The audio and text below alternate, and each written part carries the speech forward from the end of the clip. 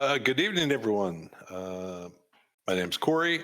This is 20 Sides to Every Story, and we are streaming The Shadow of the Dragon Queen, the new Dragonlance campaign. The characters found themselves in a little bit of a debacle. What should have been a complete and somewhat playful reenactment of an ancient battle actually turned quite deadly as there was a number of people who, instead of being armed with fake weapons, were actually armed with very, very real weapons. Quite a bit of the militia of the town that they're in, which is named Vogler, are now dead and wounded around them. The culprits seem to be a mercenary band that was brought into town by the mayor.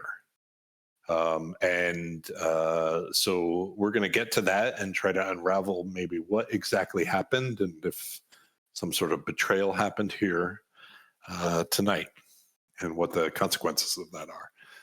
But first, I'm going to let people introduce their characters for us and who they are. We'll go quickly. Dawson, do you want to start? Oh, sure. Hi, I'm Daw. I'm playing Kato. He is level 3 Oath of the Crown Paladin. As for who he serves, he has no idea. He's rather a young fellow. Long black hair, athletic build. Not really the brightest individual. He's not well learned, but he knows his way around certain things, just not book stuff. Okay. Issac, you are up next. Hello, I'm Isaac. I am playing Brallin. Brallin is a human ranger, level 3 now. He is a bit rash and quick to act.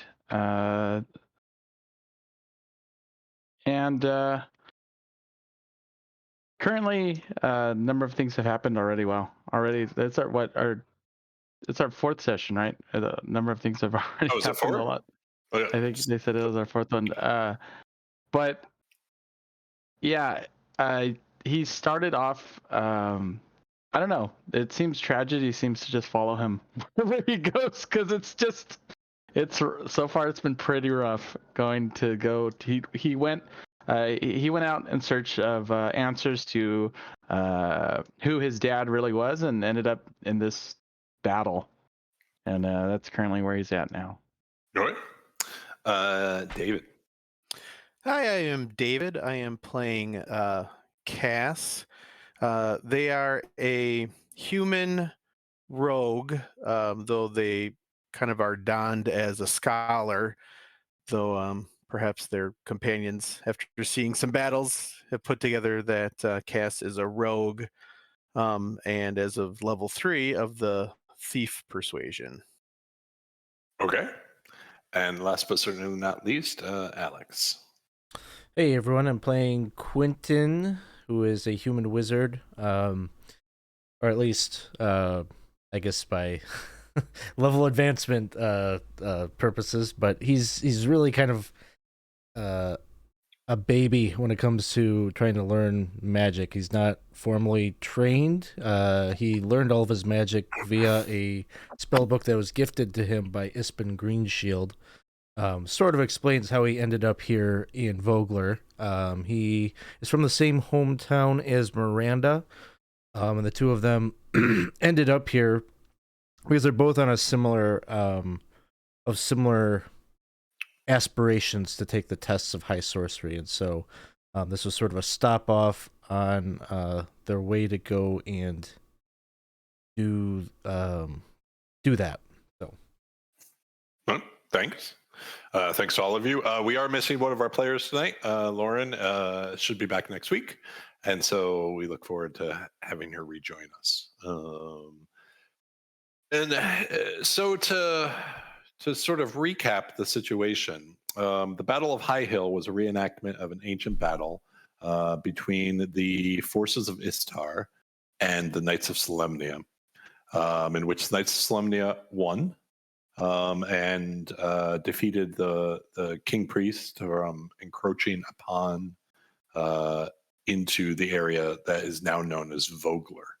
That battle was led by Lord Vogler, for whom the town is named, and it should have been a perfectly benign reenactment. The local mercenary band was playing the part of the forces of Istar, and while some of them seemed to be doing just fairly normal, there were quite a few who seemed to have fully bladed weapons, and they started cutting down the very unprepared militia, local militia of the town of Vogler.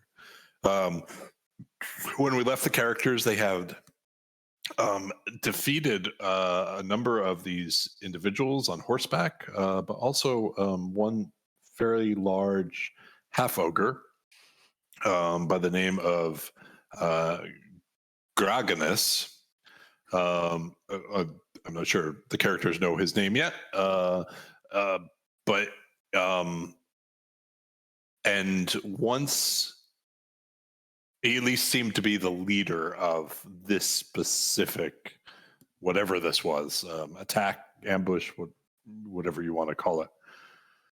And so we left the characters sort of immediately after that happened. They are accompanied by a young man. He might be considered a squire, I guess. His name is Darrett. Very earnest. And he was trying to assist any way he could on the battlefield, despite his limited experience. As I think, as our scene opens this evening,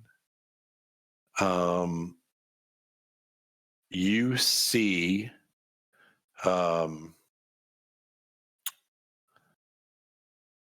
Mayor Raven, the mayor of the town, Becklin, one of the Knights of Solemnia, probably the senior most military leader in the town, walking towards you, and slightly behind them is a dwarf who you know as Cudgel, who was the leader of this mercenary band, yelling orders at any of the mercenaries who remain to try to figure out what just went on. It's very clear to the group of you that Cudgel had no knowledge of what was about to transpire. And as they approach you, you look around and you see just groans and either very injured people or people who have been killed around you. It'll probably be, a good 15 seconds before the mayor and that group gets up to you. Is there anything specific you want to do in that time? Mayor Raven is looking at you expectantly, not sort of with a face of gratitude. She had seen what you had done to stop any further bloodshed.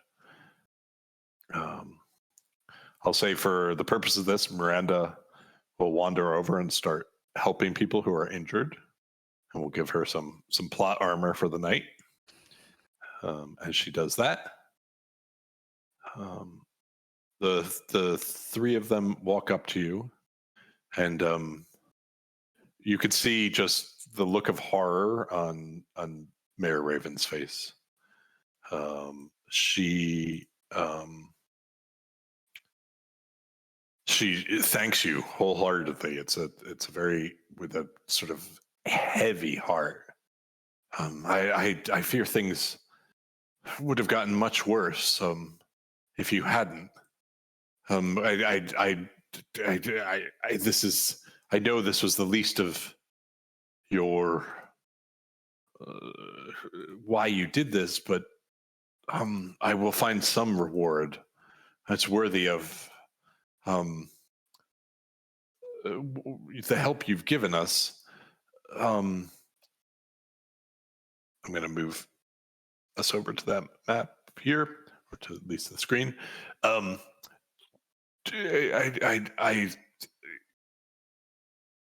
think it's best if we meet back at the inn shortly. But first, we must tend to the wounded and see who amongst us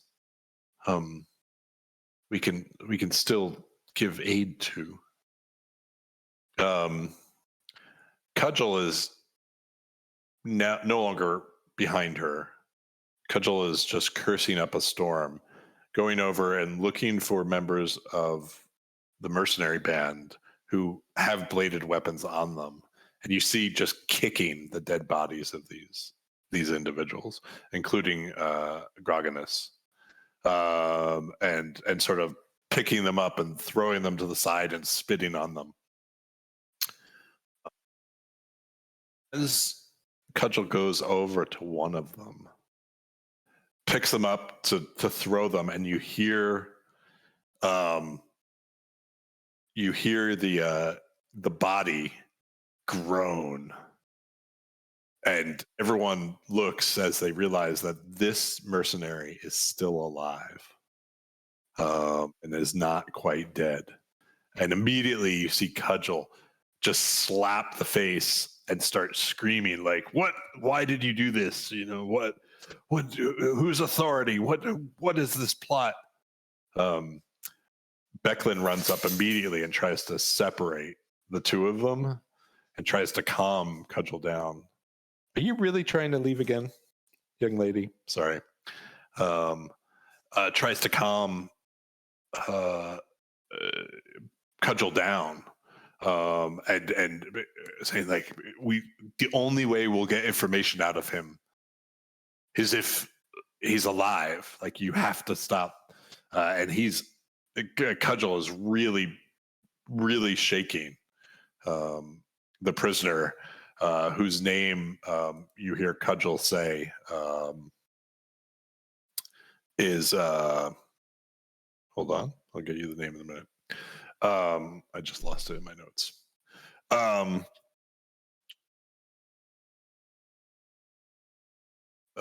Svilt Sunderlit, a name that just rolls off the tongue. I'll put it in our chat.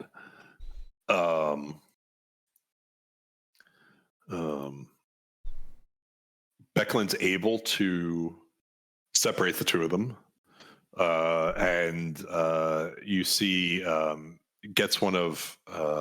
Becklin gets a villager, one of the villagers, to come over and start wrapping the wounds, all the while sort of keeping a tight grasp, making sure that Svilt cannot get away. What would you, as you take all this in, it's pretty horrifying. I mean, it's sort of like, playing a football match and suddenly like knives get pulled out. Like, it was not at all the intent of this to be even remotely violent. How are your characters reacting?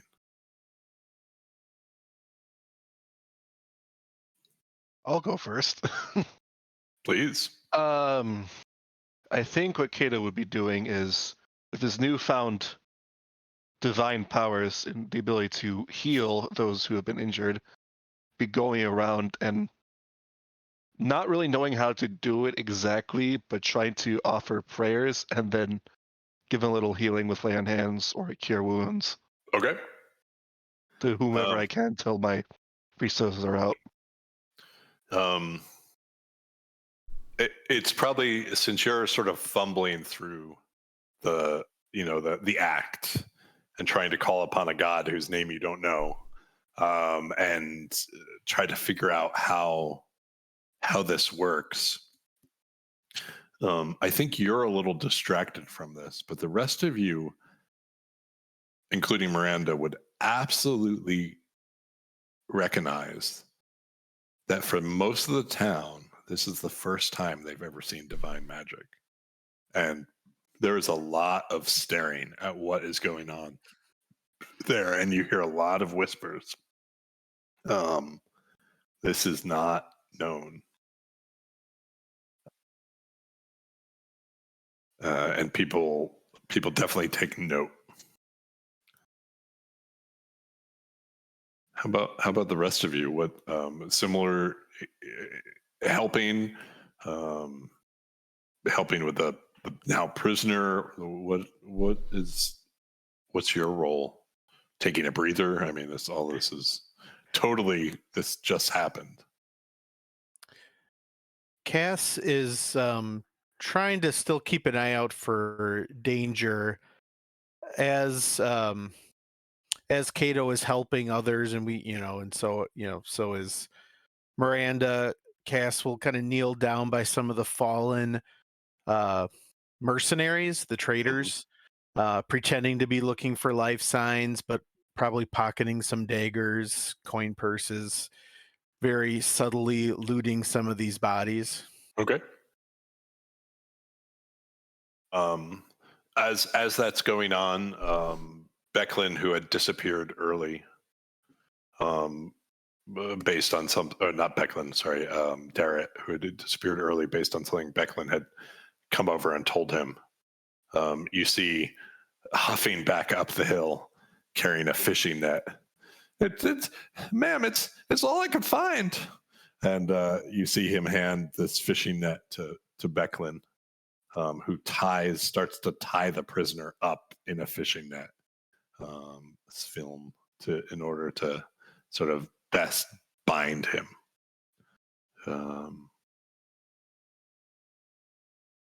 Brallin, are you up to anything in particular?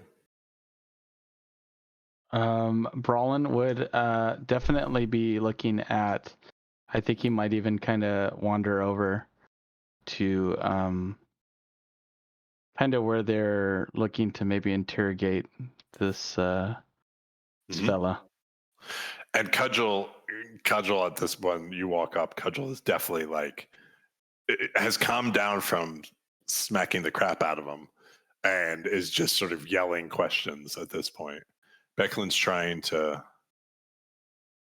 calm Cudgel down, but eventually Mayor Raven comes over and says, "This is not going to be useful. We'll take him. We'll put him in our custody for the evening, and we'll interrogate him first thing in the morning.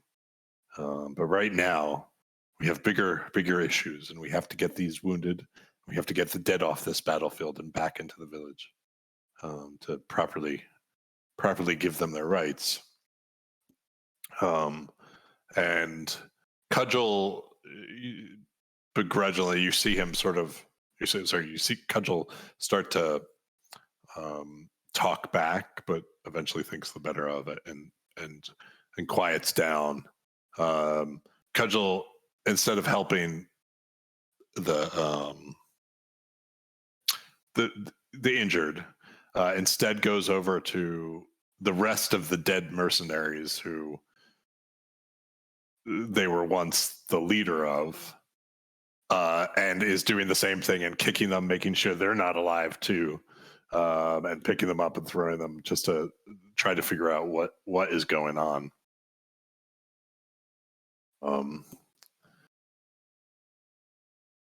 Quinton, is there anything? This is probably fairly traumatic for you.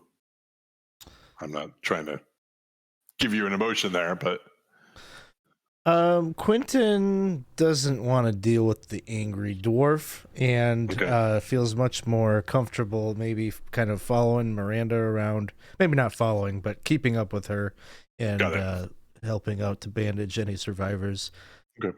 He's probably discriminating and not really tending to any felled mercenaries that he sees. He's going to be looking for those that were victims. Okay. And someone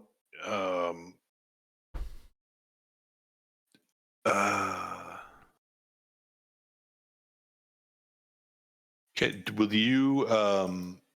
will you make a medicine check for me? And 15. then I'll do one for Miranda. Okay. Okay. So no problem. You're able to do the best you can. Going from some individuals who are already dead and ripping off pieces of clothes and trying to stop bleeding and getting people to their feet or getting people water or whatever you think might be helpful to get them back into the village. The Battle of High Hill was starting at noon, and so by the time the majority of you are moving back towards the village proper, it's probably about 4 or 5.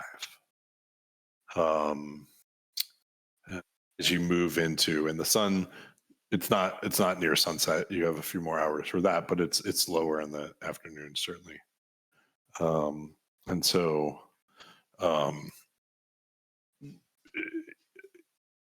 Mayor Raven sends Becklin to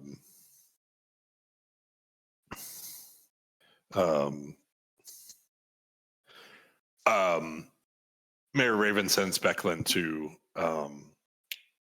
to ask you if you would meet her and some of the others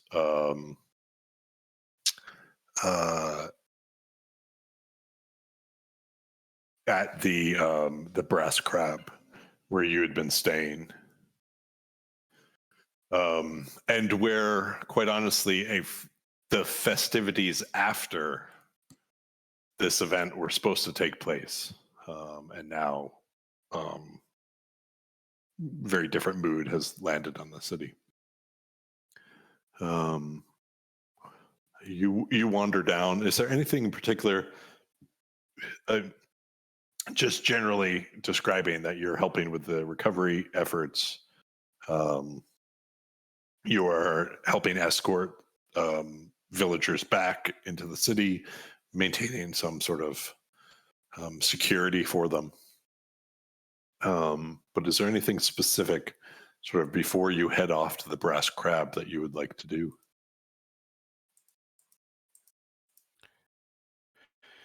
No, Cass would be kind of keeping close to Brallin and the magical shield he is now bearing, and also definitely wants to make sure they are near kind of the group because there was mention of that reward. Yes. Okay.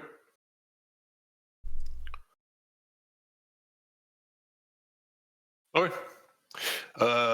So you wander back in, sort of taking time to get people back to their homes.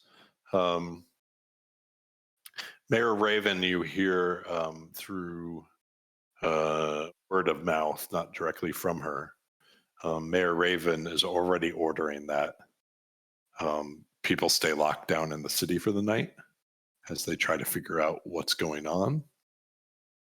And so as you head into the Brass Crab, Yalme, who is the tavern owners, Yalme had prepared the tavern common room for the celebration after this battle. And so when you walk in, you see fairly elaborate spreads of food, drink, and some wine, just sort of sitting there, and it's a little sad. Almost, it's not quite moldering yet, but that, it's just there as the mood is entirely different than what was intended. You walk into sort of a back area of the common room where you see Mayor Raven, you see Cudgel, and you see Becklin standing as you approach, and Garrett is with you. As you approach, Darrett is with you. As you approach, you see Becklin sort of shakes her head at Darrett, and you see him sort of like nod, and he sort of makes himself invisible. He leaves, realizing that it's not his place to be in this conversation. Everyone looks very grim. Most of their faces are completely neutral, except Cudgel's, who you can just see still seething anger.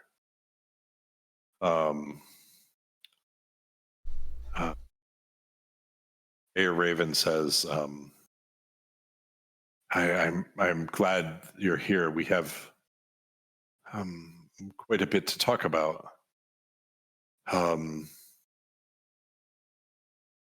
Some of the more trusted villagers are still working to recover what bodies they can and to tend to the injured. I appreciate your efforts. And she looks at you, Kato, and she says, I hope in the coming hours and coming days you continue. I don't know quite what that was, but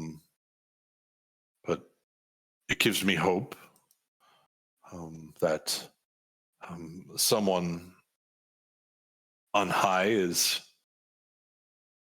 on our side.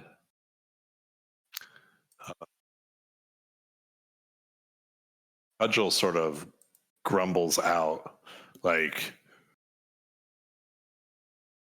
it'll just take time and they'll heal. I want to know why I was betrayed. Mayor Raven says, we all want to know what this is about. We need to know if there are further mercenaries afoot, further dangerous mercenaries. I think our best bet is to interrogate the man we took captive today. He is sleeping now, but I suspect in the morning when he is awoke, we can interrogate him.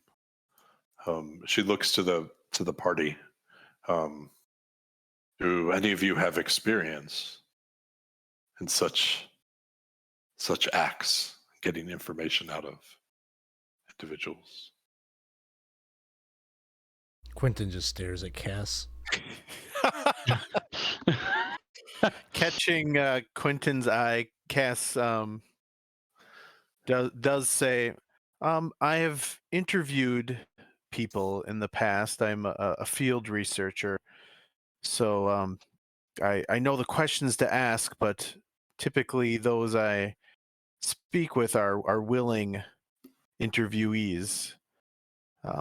I would recommend, though, perhaps not waiting till morning, just in case there is a greater force out there. The sooner we know of what danger we face, the better. And perhaps if the prisoner is not so well rested, we would have better chance of prying the information from this Flint individual. I know that when I've interviewed people and they aren't quite awake, they may let their guard down and share more than they would otherwise. Becklin speaks up and says, I agree. I think perhaps not waiting would be smart. Cudgel, did you want to do that before or after you go investigate the mercenary camp? And Cudgel says, if y'all want to do that now, let's go I'll make sure he's willing to talk to you. Just to cut in here, but what is your plan should you find that there are other mercenaries? Clearly, the defenses of Vogler are inept. We talked with a number of the people that were here to protect the town, and they're undertrained. If we had not been here, what is your plan? What are you going to do? With what force are you going to track down any further surplus of forces? And Mayor Raven says that sort of direct questioning, like she's embarrassed, and she says, I don't know. I don't have all the answers. We need to prepare the best we can. The group of us here in this room may be the best source of experience that we have for what we do next. Are you suggesting that we go find forces? Most of my militia was just killed on that field. And here we stand. He's looking at Kato. He's never had a fight in his life. He looks over at Brallin. He's just kind of gesturing around. We are not seasoned fighters ourselves. We got lucky out there. Indeed, we all got lucky, except my citizens who are dead. I do not disagree with you, but we need action, and we need a plan, and without information, it's very difficult for us to create a plan. I will order that the citizens of this town start preparing a defense, however meager you might think it is. Right. Well, I think seems we best course of action is to wake this fella up, get him to start talking. Yes, few things in Kryn are as valuable as knowledge.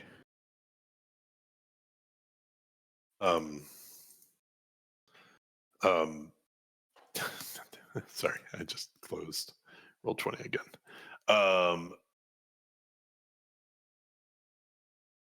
Very well. Cudgel, will you lead these folks towards to the prisoner, and perhaps together you might get some information out of them. Sorry, I just accidentally closed stuff.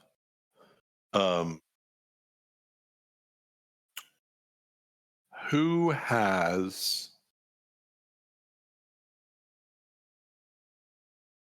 Sorry, never mind. Ignore that question.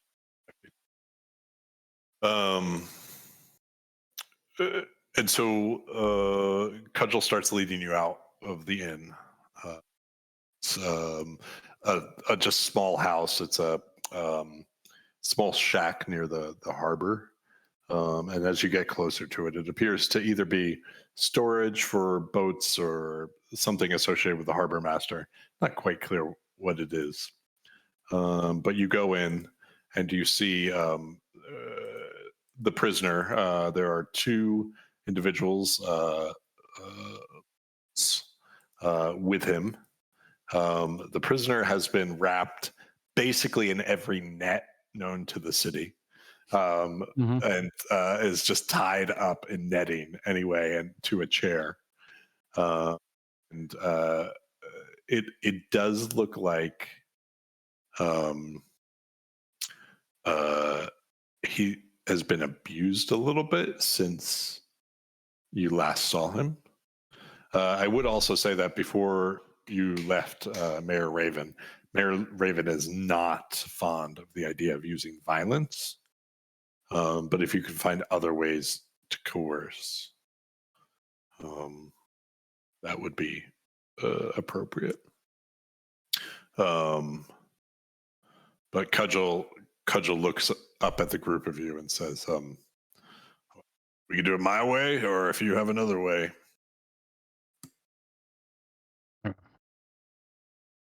Well, I think I've seen my share of beating and killing. Think maybe we go a more general approach for now.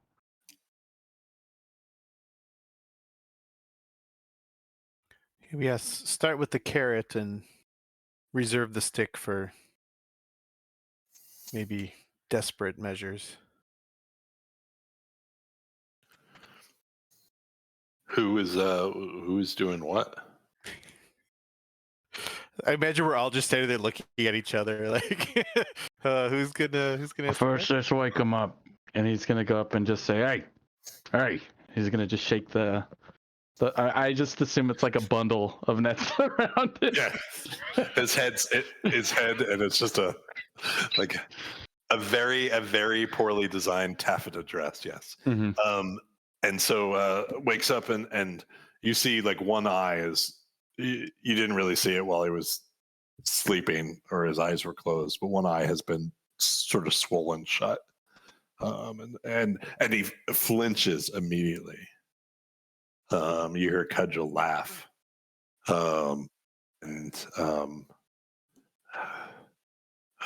His eyes are quickly darting around the room that he sees. I mean, the room's quite crowded at this point too.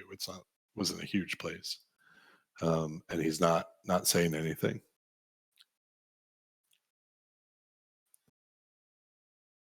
He's gonna say, "Wakey, wakey, friend. We got a couple of questions for you. Think we might, think it might be good. Yeah, you answer. Huh? I'm not going to say anything. What do you like do you some have? water? Yeah, what do you have to gain by remaining quiet? Yes, get him some water.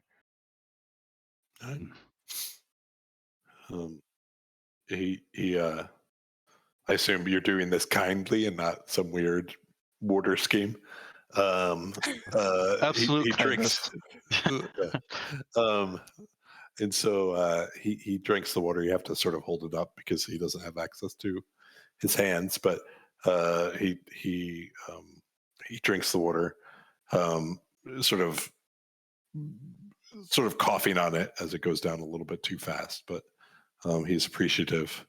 But he's still very, very he's just staring at the group of you, and particularly Cudgel in the back. I think that Brallin at this point would look at Cudgel, kind of turn his back to the guy, walk to Cudgel, say, "Maybe you and I, maybe we take a step outside."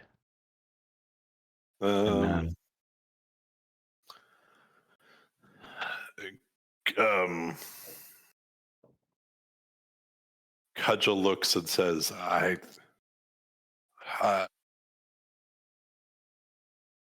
and he's just gonna stare at him and just be like, "Yeah." Cudgel says, "I'll give the rest of you 5 minutes, then I'm coming back." And he storms off, sort of kicking doors and kicking things on the way out. And I'll stand. We'll stand I'll leave, but we'll leave the door open like a creak so we could hear what's going on. But we'll be okay. As soon as they leave, Quinton is just gonna look at the prisoner and be like, that guy's name is Cudgel. Why do you think he got that name?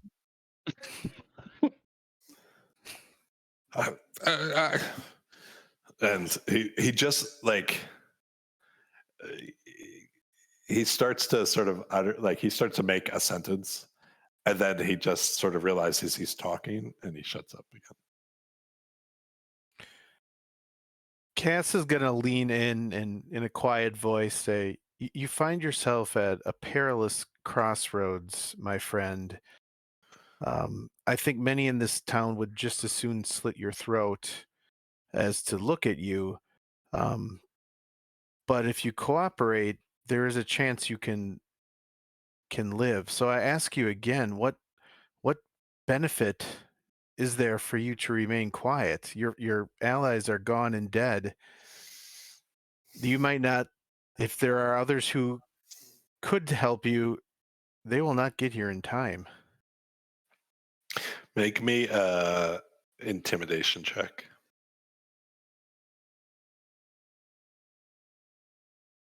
Okay, looks like 24. That was a nat 20. Okay. Nice. So oh no, I did have it open. Shoot. Okay. Sorry. So as sort of like you're halfway through what you just said, you see the tears, like you're reaching them. You see the tears start sort of, building up in the eyes and then sort of start flowing down the face. You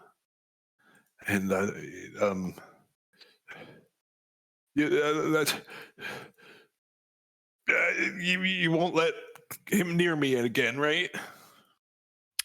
Who, Cudgel? Yeah. We can reason with Cudgel. He was understandably angry at the betrayal, but he wants what's best going forward. We all do. It was all Groganus. He gave us lots of money to do it. To what end? What was the reward? He wanted control of the regiment, the mercenary, the ironclad regiment, which is the mercenary group.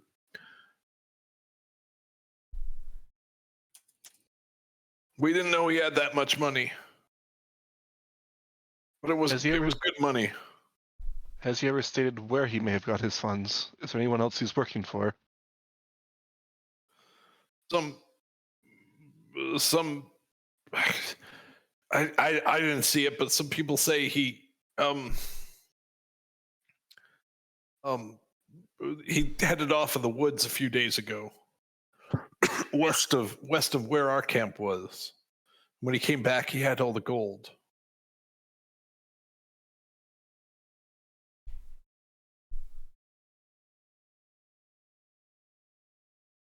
Has he always been known to act so boldly? I mean, he's kind of an idiot, but I don't know. Maybe I don't know. It was a lot of money. How much money? They gave me, a full 2 years' salary. They said it would work. Nothing would stop us, and Well, Groganus was foolish and is now dead. You are alive and seem to be of smarter stuff. Can you tell us precisely where your camp was when Groganus... So you would know. Yeah, you would know, and Cudgel would know. That's known information. But yes, he's just up the road. It was about, I think I said about an hour north of the city. Oh, okay. Oh, so like they're very recent. It was yes, sorry if that wasn't, it was very recent. Since they've been here, this whole interaction happened where he went off into the woods. Apologies if that wasn't clear. But you have no educated guesses or even wild guesses as to where this gold came from, whom Groganus met. I really don't. Really, I swear. Does Cass believe him? Yeah, I think he's not quite to the point where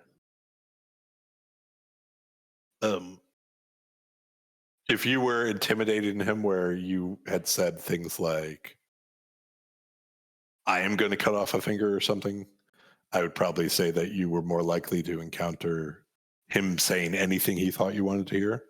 But in this case, it was a little bit more ameliorative. And so you get the sense that he's trying to be honest with you, but you do get the sense that he is the lackey on the end of a chain.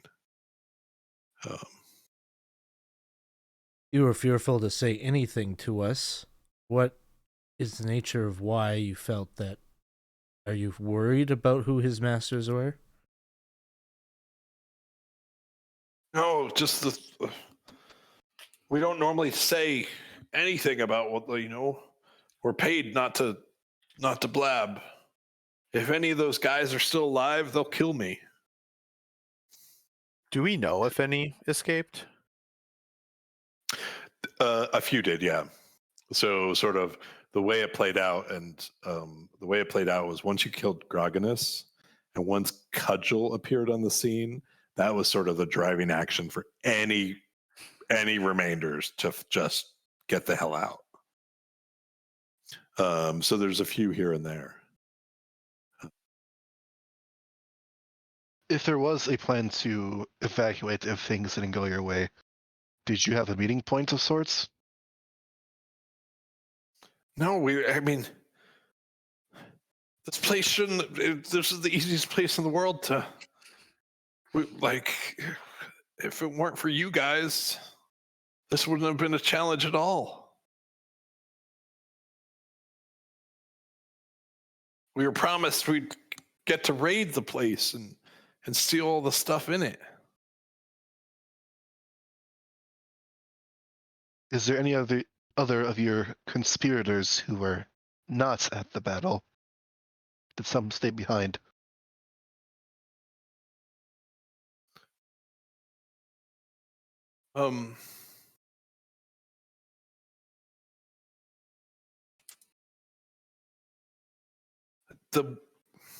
Yeah, but I don't think they were in on it. I think they stayed because Groganus didn't trust them. So he didn't even tell them.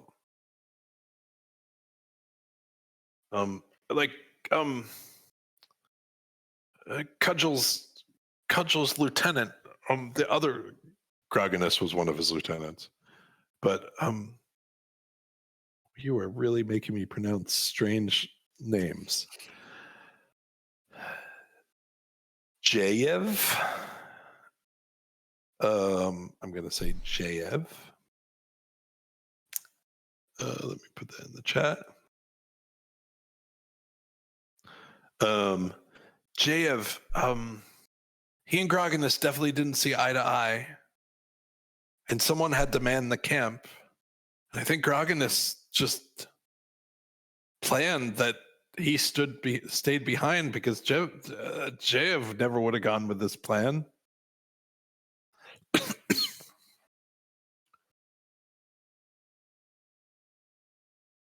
and there were a few others. He mentions the name, but this is so Cudgel has 2 lieutenants. Groganus was one, now dead. Jayev is potentially still alive. But he believes that they were left behind because they wouldn't go along with the plan to use real weapons.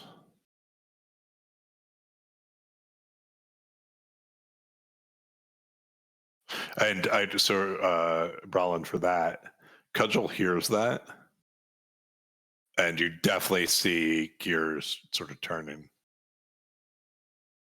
He's just gonna just be like, "What?" He's like, I'm gonna ride to the camp later and see what I can find there. After this, if Jayev's there, I'll be able to tell if this. I don't know. I don't know what this all is. But if I had to guess, one of my 2 lieutenants was going to betray me, it would have been Groganus, not Jayev. Right. He's going to continue to listen to see if anything else is happening. I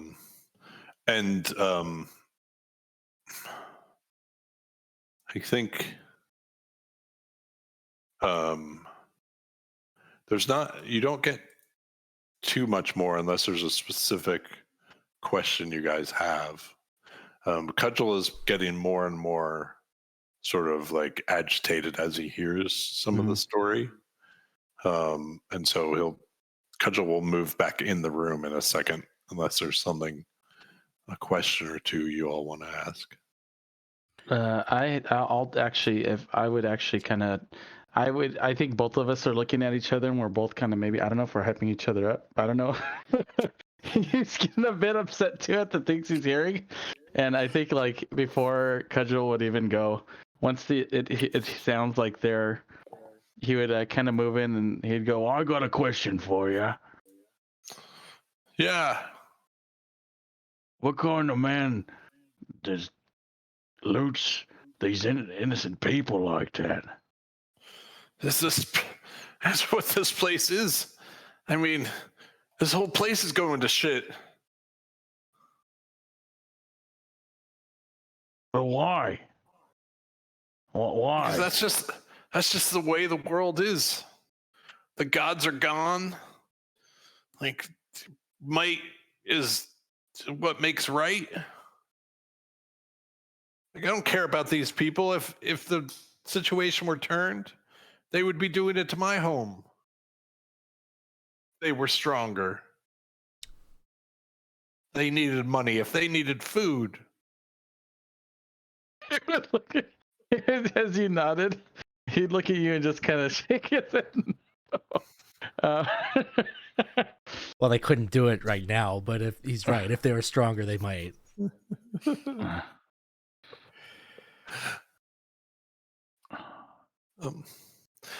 Cudgel moves in.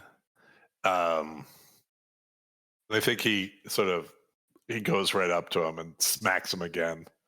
And Cudgel tries to take the approach of trying to figure out any more the source of the gold.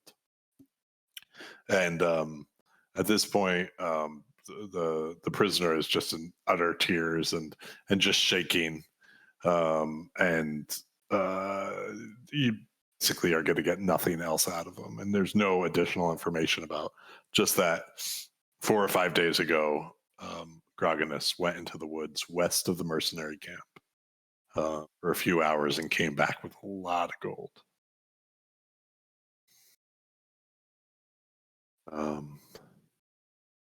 Eventually, probably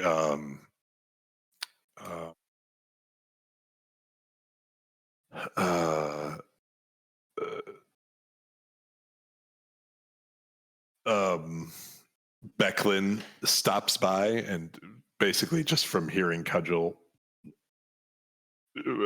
be animated and vocal on this prisoner, and Becklin is able to sort of pull Cudgel off of him, and then sort of says, "That's Mayor Raven asked that no violence, no, and we leave him alone for the night." And she sort of escorts you out of the little shack.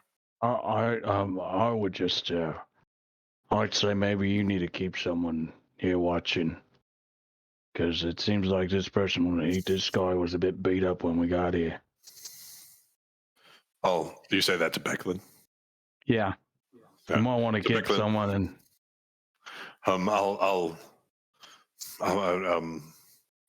find someone. I agree. It might be for the best that, at least for tonight, nothing bad happens to him. And Becklin has no patience left for this guy either. Mm-hmm. But she's not going to be openly abusive.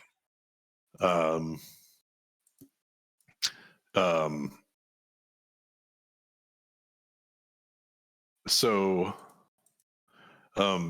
Becklin and the group of you walk back to the, want to call it the Krusty Krab. That's our job. It's our job to mess everything up, not yours.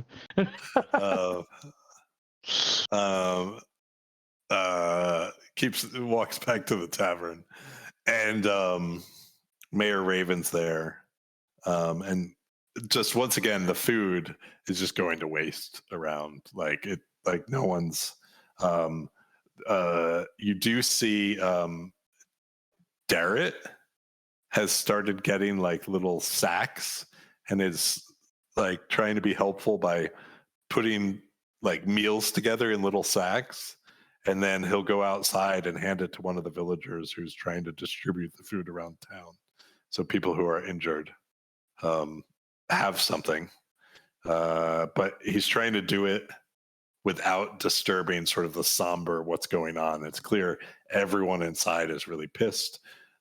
There's very few people inside, the mayor being sort of presiding over the situation.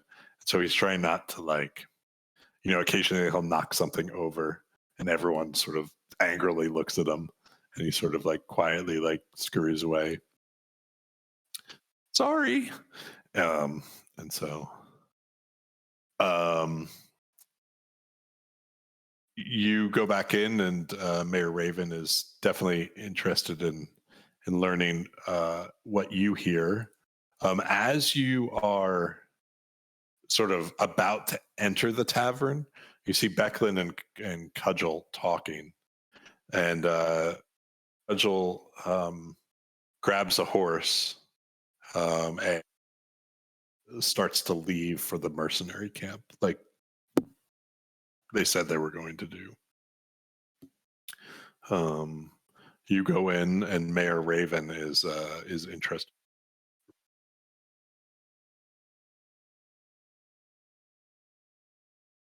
Is there anything you leave out? I don't think so. Okay. So you relate basically everything, and she's impressed that you were able to get the information.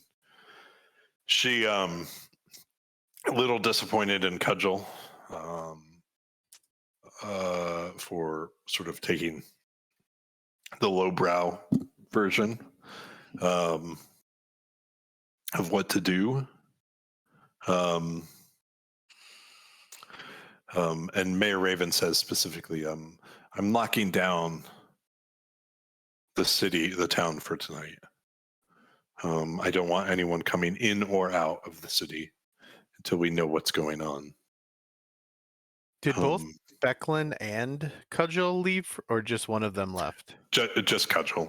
Becklin's with you guys. Okay. And Mayor Raven says, I am intrigued by this rendezvous where this gold came from, though.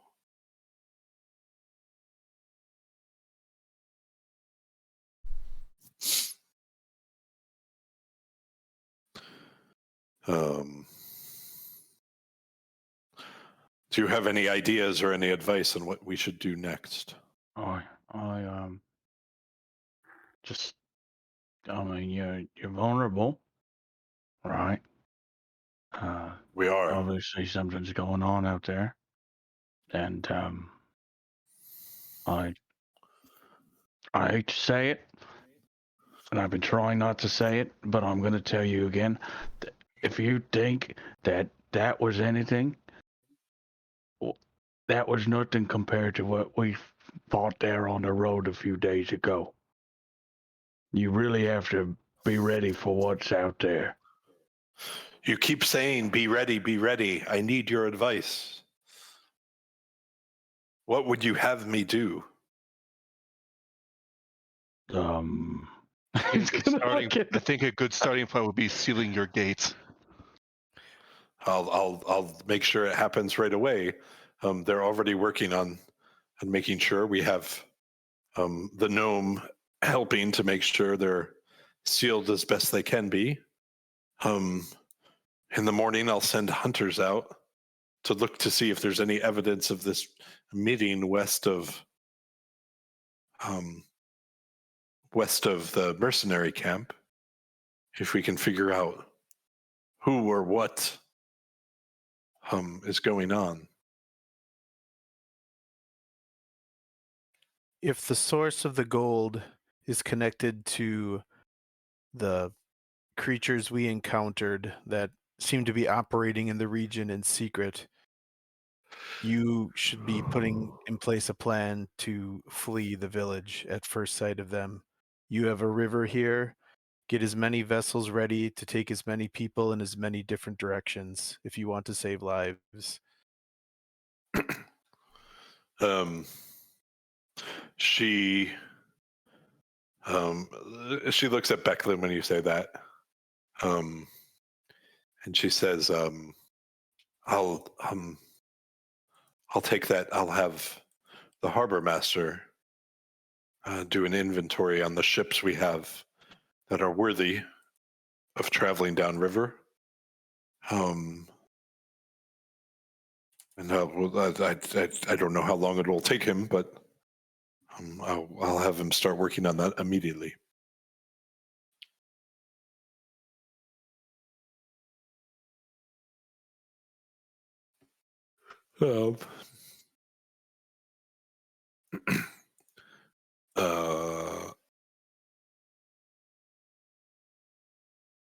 Let's see.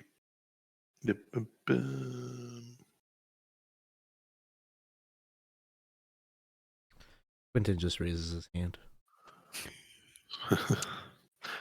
Yes, you can just speak freely. Oh, okay. Well, you had mentioned something about a reward earlier. I haven't had time to think about it, but yes. Oh, I just wanted to keep that somewhere in the forefront of your mind. Doesn't have to be right now. I appreciate and the things you've done for this town, and I will ensure that you get a reward.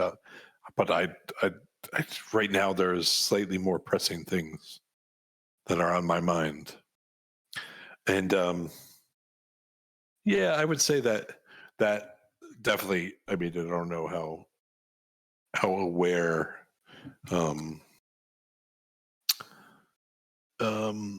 how aware Quinton is, but definitely for those of you who have some sense of some emotional intelligence, that definitely like annoyed the fuck out of her.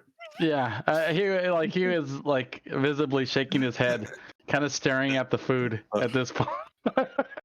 Kato's like biting his lip into now not to say anything. Probably immediately after asking the question, he just goes over to the banquet table and starts like eating some food or something.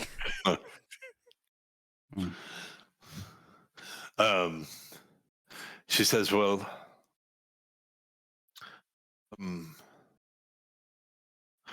I think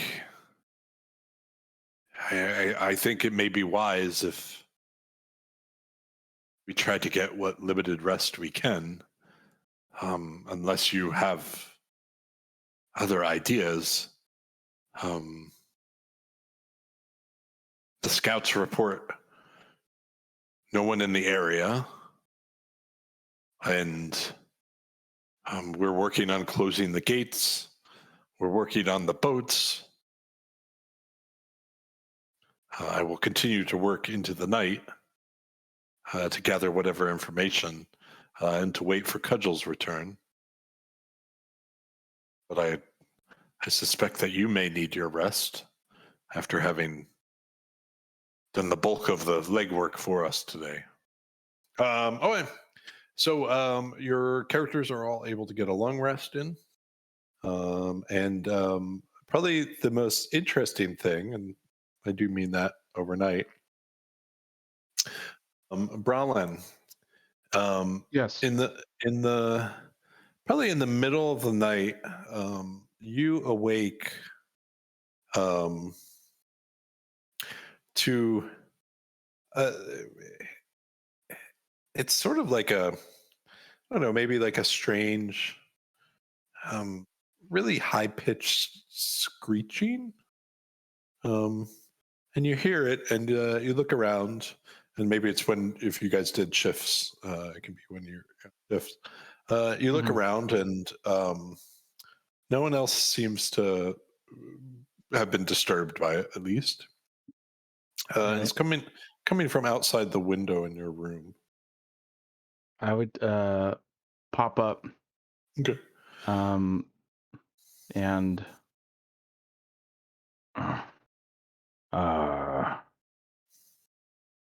and it's just a little. It sounds almost like what it doesn't sound like. It sounds a little bit like I'm trying to think of what a good sounds a little bit like a hawk would sound, but a little higher pitched, and not as lengthy of a note. So it's just like real short, like staccato. And when you stick, go ahead. Yeah, he would. I think he might just quickly like kind of open the window a bit more and look out. Okay. So underneath, sort of, there's an sort of like a flat surface on the exterior of the building underneath you, and you see there is a small, tiny creature, reptilian in nature, sort of long snout. It's not too big, maybe twice the size of your head. Long neck, long snout, and you see it seems to have at its feet fishing net stuck, and so you see it trying to like move around, but the fishing net is sort of preventing it from doing anything. It definitely hindering it. He'd give a sigh. He'd look back at his sleeping companions, and he'd kind of just duck out of the window and quietly try to like hop down. Okay. Just it's so as you sort of move out the window, the screeching sort of is directed at you, and you see it raise its neck up and sort of try to back away a little bit from you, but once again the legs are a little stuck in this. What are you? Easy, you. Like, you said, Go ahead. Oh no, he's just like he's thinking like this. What kind of like he's just kind of like he's known he's does well with animals, he's lived out kind of in the wild, and he's kind of just confused about this, and he's had a rough day, so he's like, stop, you idiot, I'm gonna just help you. And it's definitely an unusual creature to you. Like, it's definitely not something you particularly have seen before. As you take a step closer, the next thing you see is the creature, sort of a well-known creature response you're used to from the wilderness. The creature attempts to make itself bigger because suddenly you see these two wings come out from its side, little tiny claws pop up. He's gonna kind of pop, like almost fall. He'll like fall back the second, and then as that happens, and the screeching is still going on. Like, it's trying to pretend like it's tough. And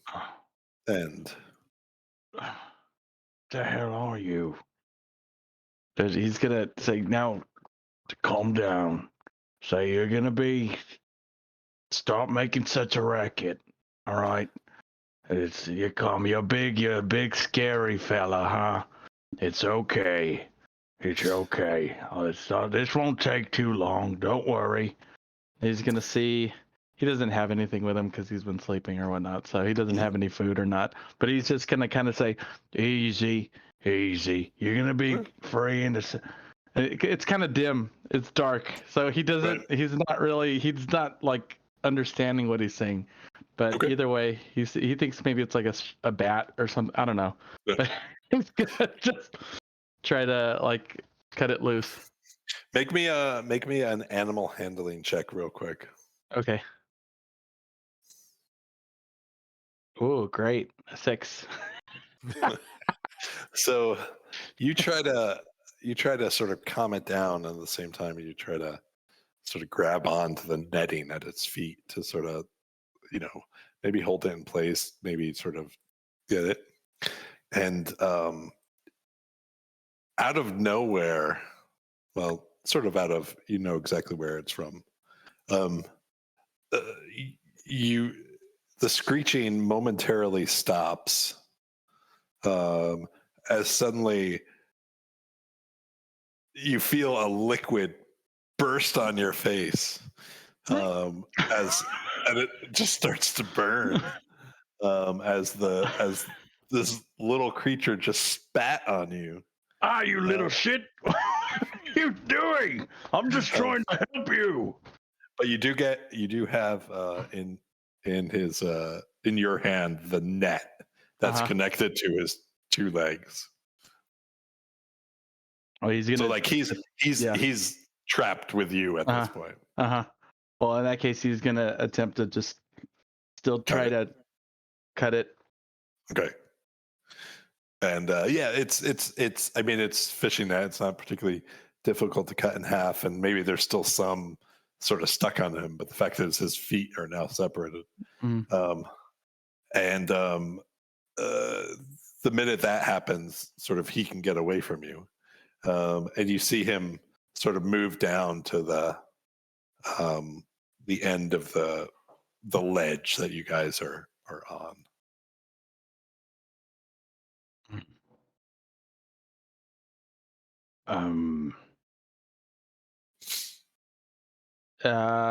He moved on closer to the ledge, like up where he moved. It's sort of like, I'm just imagining that both of you are on the ledge, and he moved closer away from you down. He has not a lot of ledge left. Okay. All right. If he's there, then I'm gonna say, well, it's still a little dark. Right. I think he's gonna kind of begin. It's burning. He doesn't know what the fuck just happened. He's gonna take a step back in. Oh, and that was 4. That was 4 points of damage. Yeah. That was there, so. Okay. Step back into the room. And he's gonna, what the hell? And he'll go to his equipment and he'll find himself a torch. Okay. Who I guess whoever is, he's looking around, and I guess his eyes like first go to Quinton. And he's gonna go, no. He'll see Cass sleeping next to her, and he'll go and wake up Cass real quick. Hey, Cass like just jerks awake, and like you have like a dagger to your throat. Yeah, no, Cass wakes up. Hey, easy. Cass puts it gingerly, tucks it back in their sleeve, and what is it? Well, there's something out there. I thought it was a bat. It got me pretty good. I'm just waking you up just in case. And even as he's talking, Cass is like rushing to the window to see what kind of danger might be out there. And he'll follow you with the torch to look. So you guys lean out the window, and you see this. The creature is it's sort of, you got the best view when it sort of expanded its wings to scare you off. So now it's sort of condensed again, and it probably takes you a second to realize what's going on, just from context. But Brallin would know that the creature, the remaining bits of net, the creature is now trying to like chew off from his legs.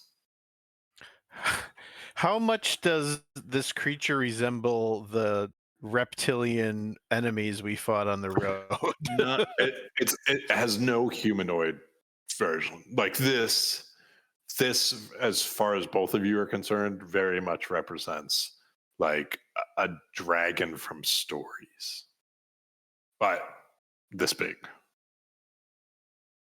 He's just gonna stop and quietly look at you. Yeah.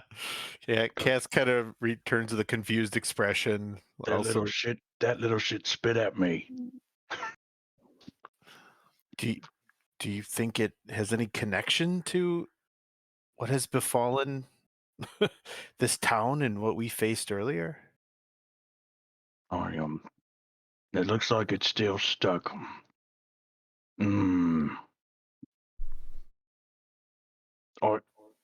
I'm not sure about that. I don't. Maybe it's a bad omen, something. But he's gonna look at it and kind of see it. Look at it again. It's continuing just to like nibble. Yeah, and it seems sort of a little hunkered down. Like the place where it's at seems fairly safe. It occasionally looks over at you, but there's a far enough distance that it's not worried about you at the second. Like it's aware you guys are there. Well, it is. I don't know. I whatever it is. What? Maybe I could corral it toward you if I went out a different window. I'm used to climbing through ruins and other places of exploration. I could try to encourage it to come closer to you, and you could maybe scoop it up and bring it into the room to get a better look. Oh, definitely no. You do. You don't want to do that. How about I just give a little bit of food? I got a little bit of food out here. He's gonna go into his equipment and get maybe a little piece of food. Say okay, and then it says, "Now, calm down. It's okay." He's gonna give a little bit of food and kind of put it out on the ledge and kind of throw it over to him. Says, "Now you be okay." Whatever.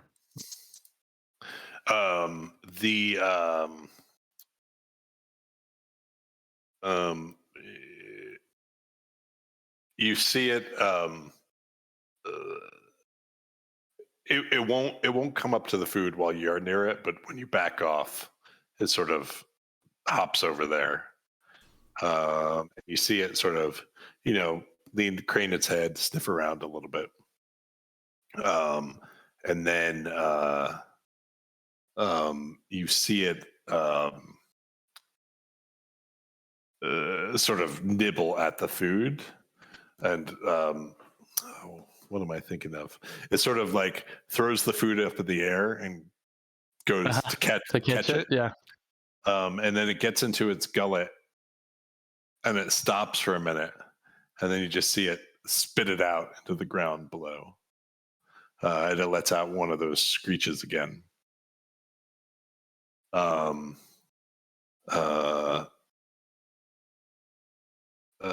Before, and then it sort of turns back to getting the net off of its legs. I think he does that. I think he's gonna try one more time, try to cut this thing free. It didn't really. I think I might have scared it a bit. It really wasn't looking to hurt me. Maybe I'm gonna go out there and just set it free. Okay. All right. Okay. If anything happens, wake up that one fella, the one that does all the. Oh, did you know that he could do that? It's good. He prays. He was healing people. Well, and you also used magic during that battle. I seem to be the only one who. No, not. What about when? And Cass kind of pauses. You were doing something with the wind, something, and sort of describes Zephyr Strike without. Yeah. He's gonna be. Well, no, I was no. It was just I just focused up a bit. Maybe I exhaled a bit louder than normal, but no, I don't think not me. I'm not all about that magic stuff. All right. Well, I will be ready to waken Kato, and meanwhile, Cass takes out their hand crossbow and just kind of has it at their hip, waiting in case something goes horribly. He's gonna go sneak over. He's gonna get another piece of food. Okay. And in one hand, have the food, and say, "All right, fella. Now, easy does it.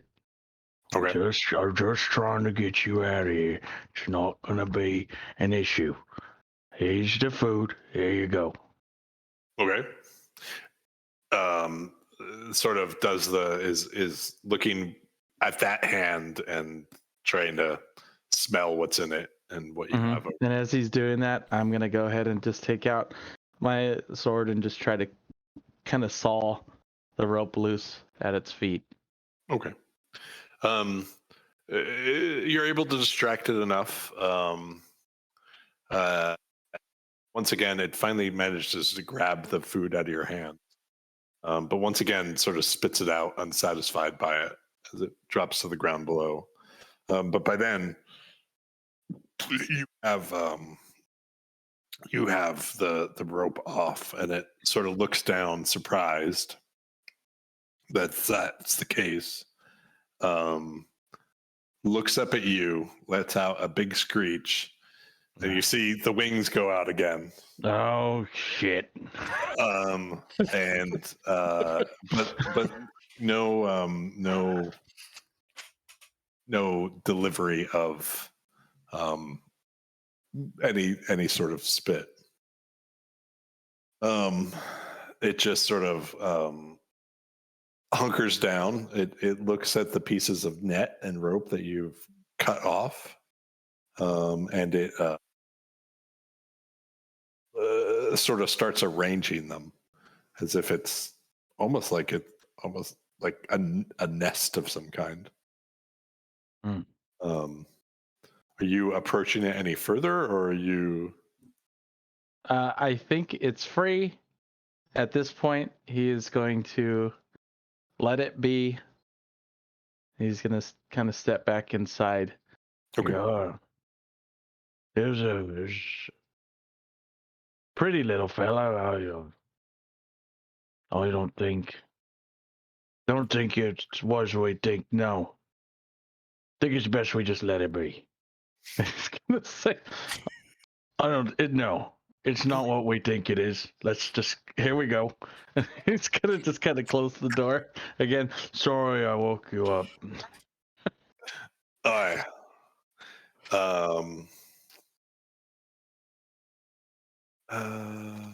Okay. Let me just,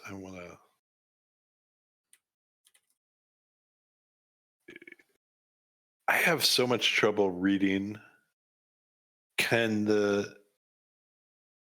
I'll ask this offline. It's not a big deal for now. All right. The only other thing I would mention about the long rest is for you, Kato. You have a very, pretty much a great sleep.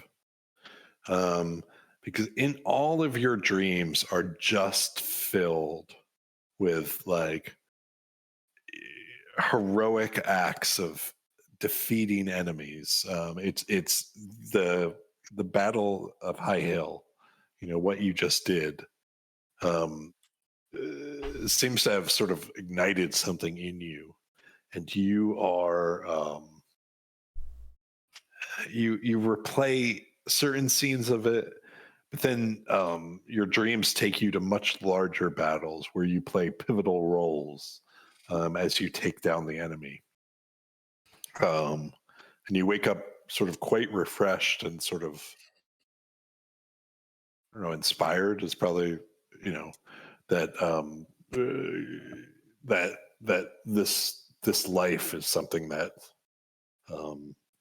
that you aspire to, of being the hero and being the defeater of the vindicator. So for the rest of you, it's pretty quiet evening. You wake up and you do hear movement downstairs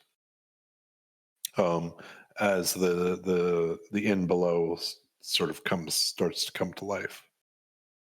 I think probably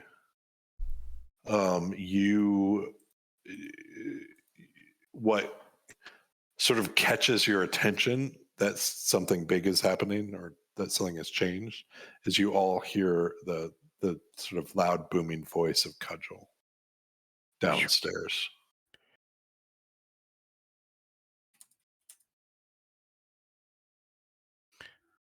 I think before going downstairs, Cass would look out the window again to see if the winged reptile is still perched out there. Not. There is evidence of the nest or whatever it slept in, but it's not there. Okay. Hey, did you have that dream last night too? I kept hearing this like screeching sound. There's something out there? No. Oh, good. What do you think's for breakfast? Is that really the first thing that's on your mind as he's like armoring up, taking probably the longest to get ready of everybody? If of all the things, it's breakfast. That's the most important meal of the day. Don't say it.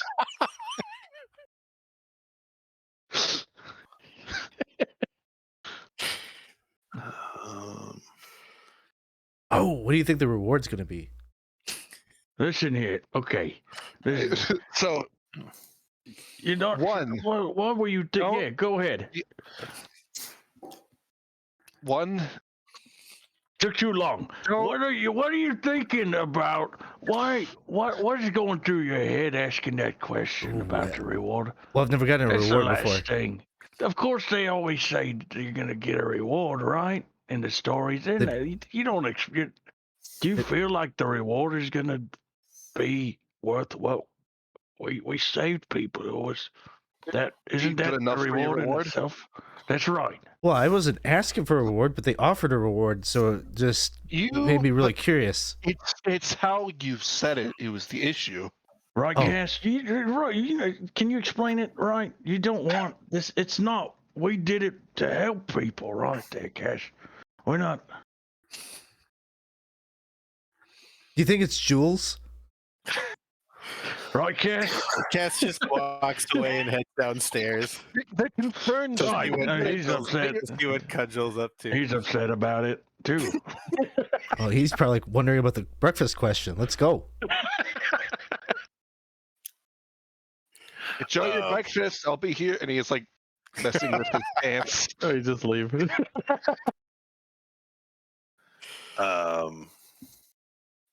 Okay, so as you walk downstairs, you do see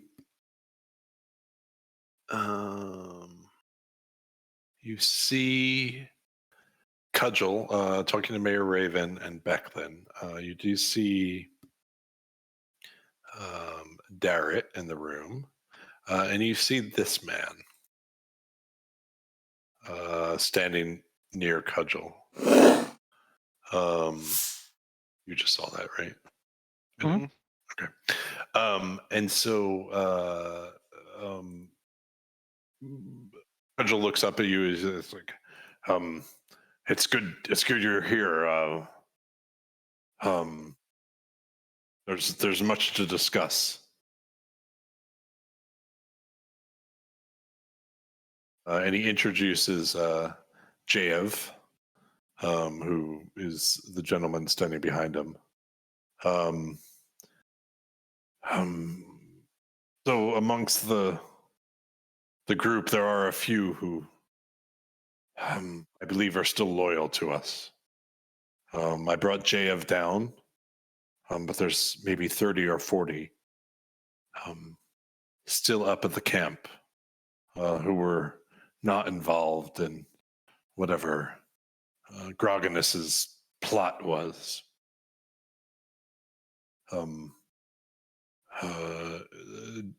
Jaev says, we heard of the events that happened at High Hill.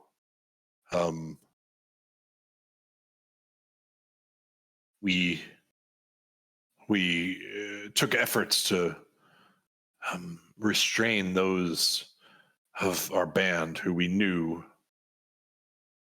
were loyal to Groganus, but who had remained behind in the camp.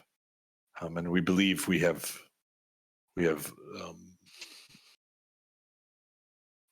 eliminated any threat for now. Cudgel says, I have full faith in Jaev, and his loyalty to us. but there's concerning news. And Jayev speaks up again and says, last night, my scouts came across a very large military force to the northwest of the village. It's not like our mercenary band. It's much larger and significantly more organized.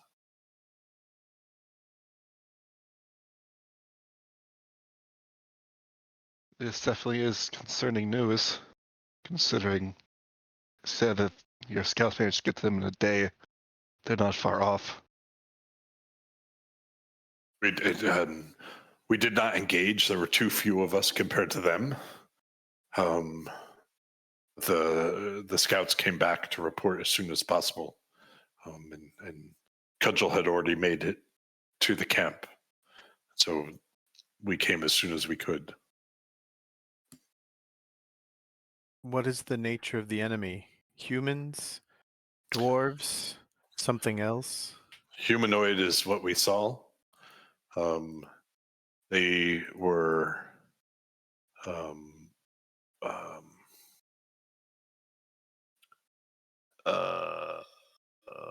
1 second. Their armor it describes, and I'm just not seeing it.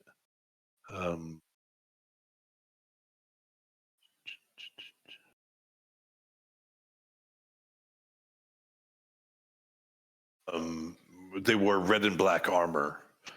Some were hooded, but we did not get close enough to. We didn't dare. It was a quite large group. I don't know what their purpose is, but it appears that the war has come to us.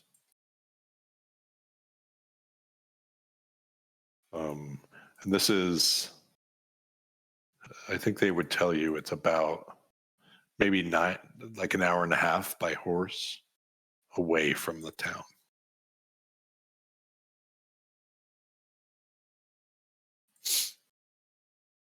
How large of a group did they say? Did they say how? It is significant. So I would say significant is like 500 to 600 at least from what they saw.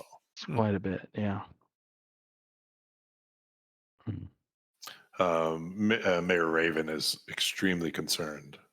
And as you sort of, as more sort of clarifying questions are going on, you hear horse hooves outside run up to the inn, and a scout runs in. And Mayor Raven says, it's one who we sent early this morning to investigate the location of the supposed meeting. And the scout says,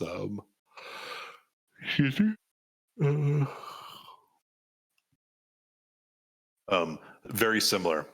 There's a significant military force several miles northwest of the village. Definitely well organized and vigilant patrols. So the scout who is reporting sort of had to really was chased quite a bit by these patrols in order to get back to town to warn them.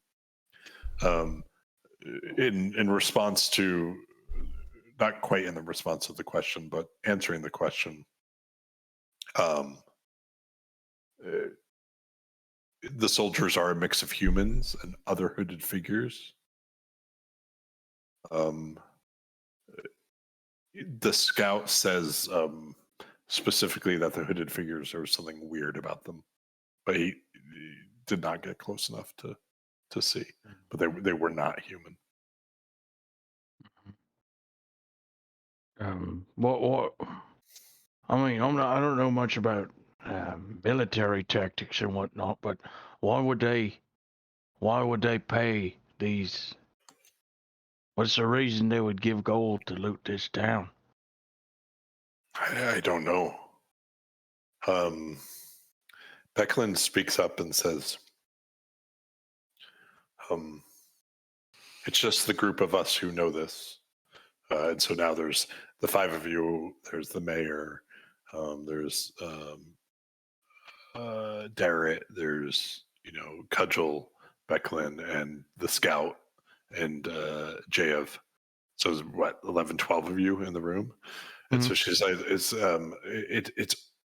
only we who know this information. I strongly advise that we do not cause panic before we have a plan. I do not see anything good coming out of this, but panic will not help us.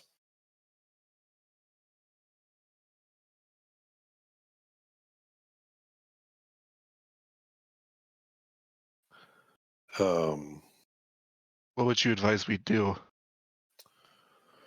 She says, this is your town after all. She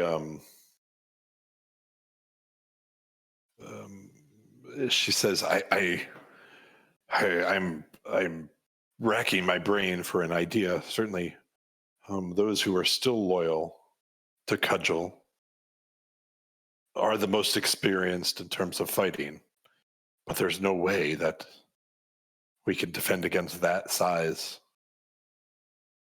And as she's saying this, the doors fly open of the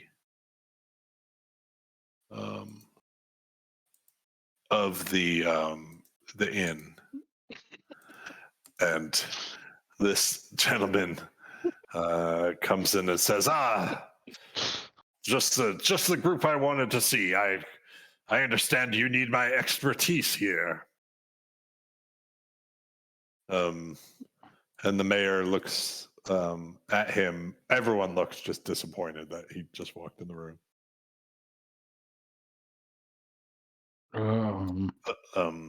The mayor says, I'm not sure if you have met, but this is Lord Baccharis Uth Istida. Yes. You required my expertise. I have much experience around the world. In what? Kind of expertise. In dealing with the world and all of its many troubles. Lord Baccharis, what is the closest bastion of Solamnic Knights in the region? Could we get a message to them? Could we? Well, of course you have one standing here right in the room. Tell us, how do we get a message to the rest of your knights? And you see Becklin just sort of trying not to groan openly, but groaning with her face, but without making a sound. She says, I've sent scouts out. I've tried to warn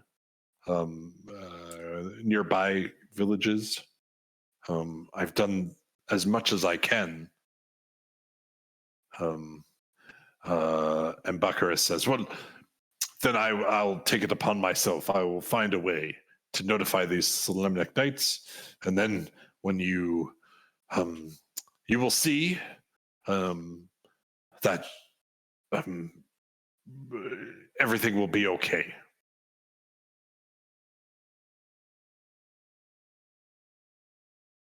And then he just stares at all of you.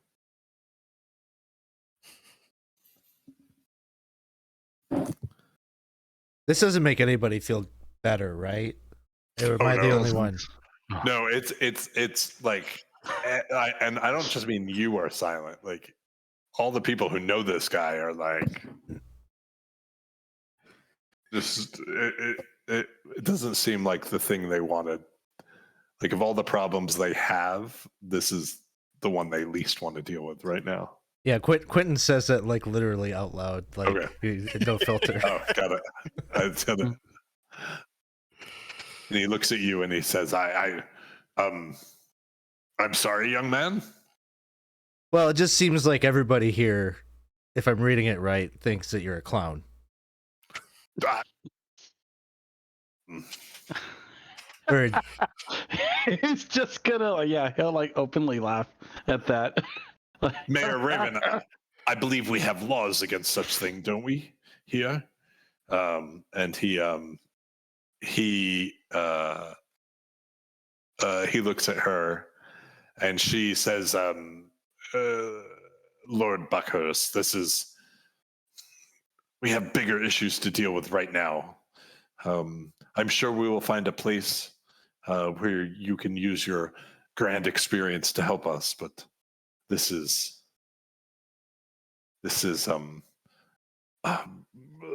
We will deal with his punishment later for his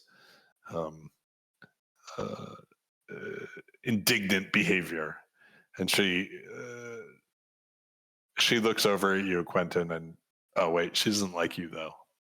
So oh damn, am I not getting a reward now?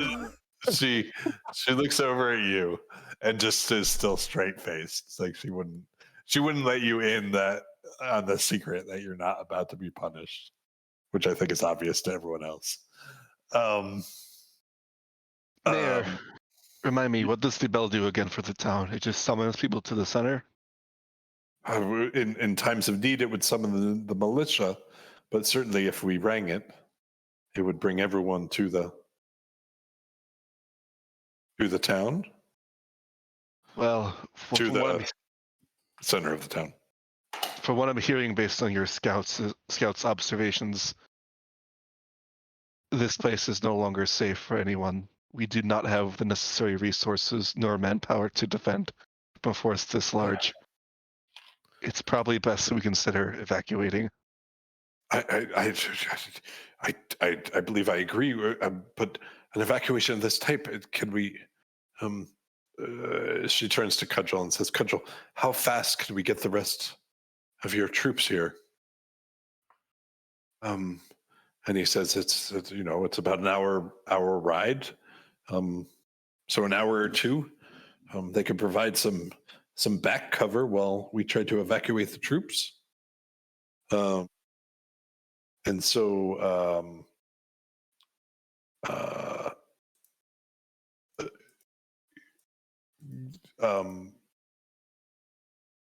the mayor says, "Very well. I think it's important that we get them here immediately." And there's some chatter back and forth about what to do in the meantime.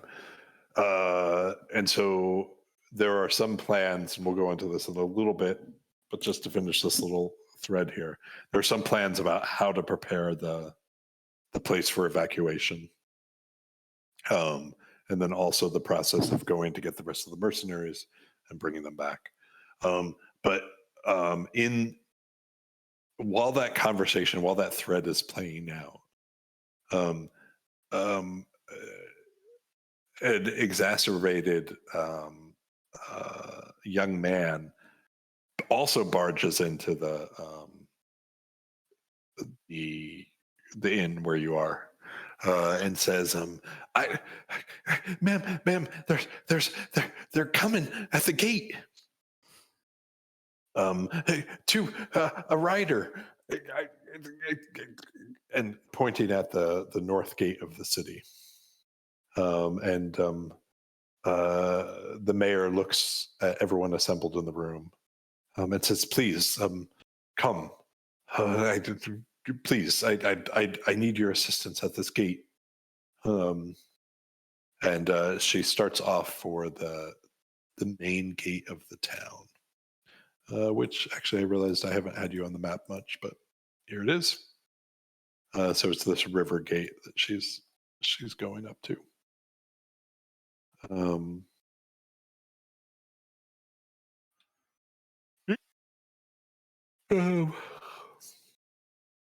So you see the gate has been mostly closed as they move it in, but for the purpose of watching this messenger come up, the black and red armor, head to toe plate armor, and along the walls of the gate, I'm sorry, carved into the gate are leaping fish, which you had seen before when you passed through to go to the Battle of High Hill. And you see this human, black and red scale mail. Sorry, I said plate. Scale mail, sitting astride an armored warhorse. She holds out a rolled piece of parchment in her hand. She's maybe about 30, 40 feet away. And she calls out, "Who amongst you speaks for this village?"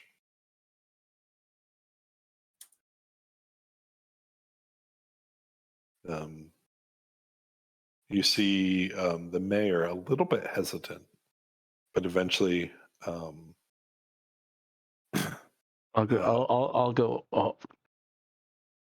I'll go get the thing and bring it back to you. You go over and grab it, and the messenger just hands it over. And you turn around. Can I now that I'm up close? Mm-hmm. Can I get like a full? I'm trying to see. Well, then I guess as I get close and I realize what I'm doing, I'm still kind of hesitant to get near the horse, but I am gonna try to reach out my hand and grab the thing, and I'm trying to kind of see a better description of this person and what they're wearing. Anything maybe not sigil, but just like how well outfitted are they? Their armor, how well does it look? Does it look like it's well kept? Stuff like that. Make me a religion check. All right, religion check. 17. Okay. So, sort of, she had pulled up her cloak, so it sort of, you couldn't see it fully as you were farther away. But as you get closer, you see that on her armor is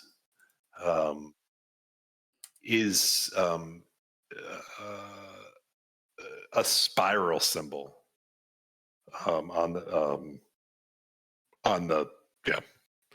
Sorry, I'm losing it. There's a spiral symbol, and you distinctly remember just some story as a child about that being the symbol of Takesis, the greatest of all the evil gods, and who is also known as the Dragon Queen. That's not good. Okay. I assume you turned around, bring the. Sure do. Oh, okay. You bring the parchment over to the mayor, Mm-hmm.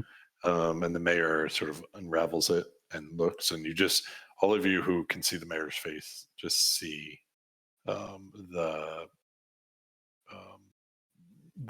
blood sort of slowly drain out of it.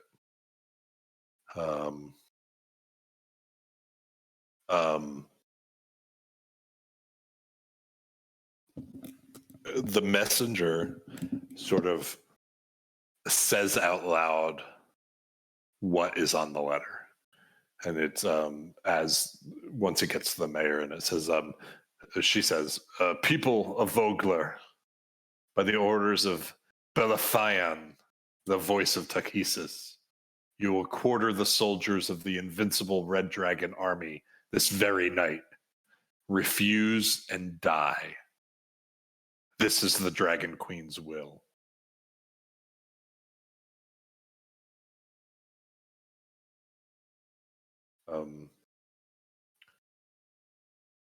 Demand that the village prepare to be occupied by the Dragon Army troops this very evening.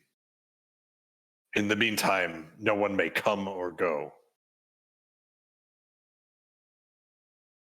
And she stands and sort of the wind picks up her cloak, waving it around.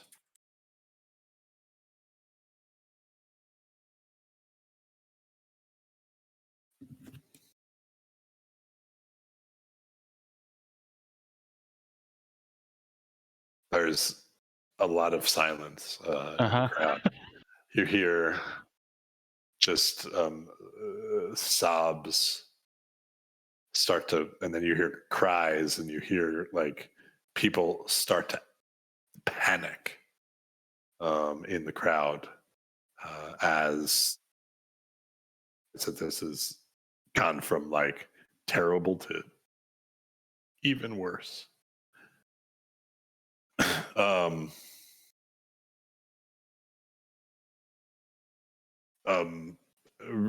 Mayor Raven nods. The messenger on the horse nods, turns away, and starts to gallop back down the road. And the mayor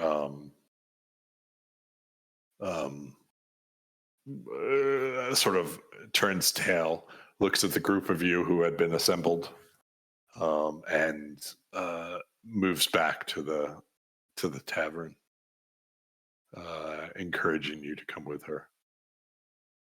And along the way, when Mayor Raven's not, when it's sort of the core group of you and not citizens, Mayor Raven is very open and says, I see no other option than to do as the message demands. You see Cudgel and Becklin both just spit on the ground, not really excited about this idea.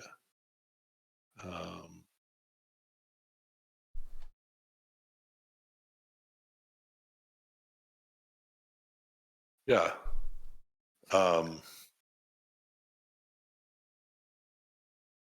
You walk down to the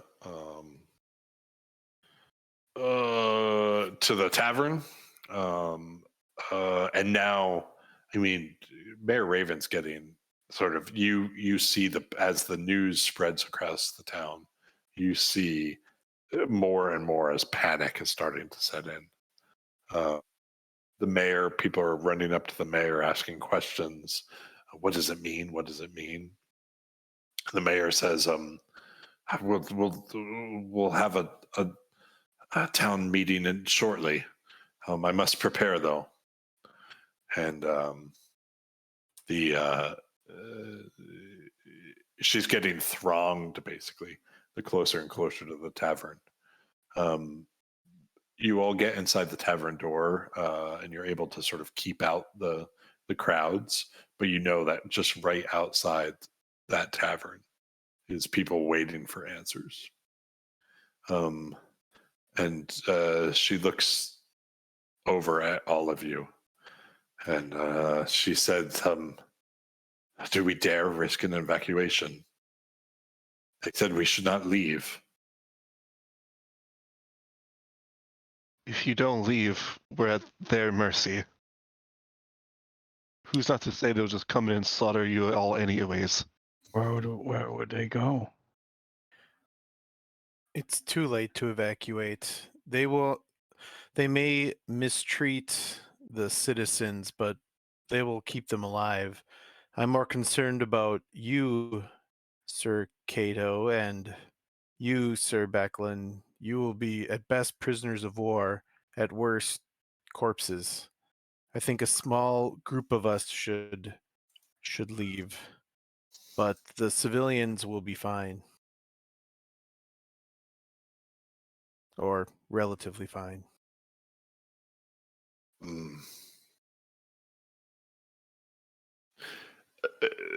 Becklin doesn't say anything. Mayor Raven is sort of considering your words. Cudgel is very much like on the sort of opposite side, and he says, We get word up to the mercenaries, the ones we have left. We bring them down here. They protect the river gate long enough for us to get as many of the citizens downriver to the next town over, whose name is, I'll get it in a second, Kalaman. Roughly 400 citizens in this town. If we can get them to Kalaman, they'll be safe there. It's much bigger. It's under the protection of the Salamnik Knights. How far away is it? About a day's journey by river. The river's a lot faster than by land. Becklin, you see Becklin and Cudgel going back and forth a little bit. Becklin says, do you think there's enough mercenaries to hold them long enough? And Cudgel says, well, we have until this evening. A messenger comes at some point and warns that these areas, let me see if I can do this.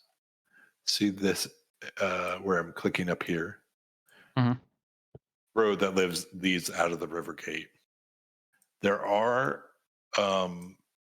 humanoids on top of humanoids on top of those cliffs, watching the passage through the high hills.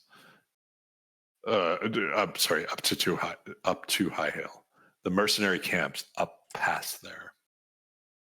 So to get to the mercenaries somehow would have to go through that area. But Cudgel, that's Cudgel's. He believes that is what should happen. Amongst you are trained in insight. Any of you? Quinton is.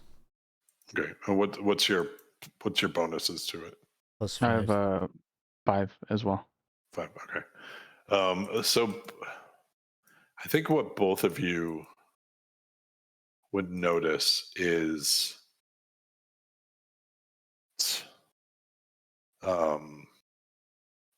Becklin is she's engaging, but Becklin's not super participatory.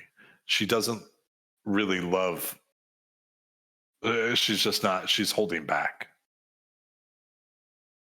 from the conversation. She's in it, but you can see her mind is elsewhere, or she's thinking about something else.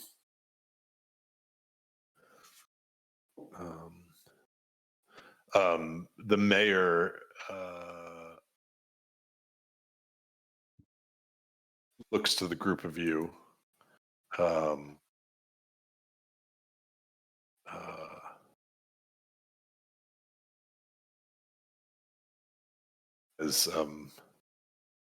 What do you think? Do we dare try to get the mercenaries here in the city as some sort of protection or replacement for the militia? I think we have to. We have no choice. If we have any hope of getting the mercenaries into town, will it take out whoever's watching the road? We'll go around. How long? Would I know, like, as far, are there a lot of like, is it the whole road up to the thing, like this cliff? Would we have to go around another way? Pretty much. I mean, there is. It's pretty. You'd have to either take the water route to get around, or find a way up that cliff, or go down the road and somehow hide yourself.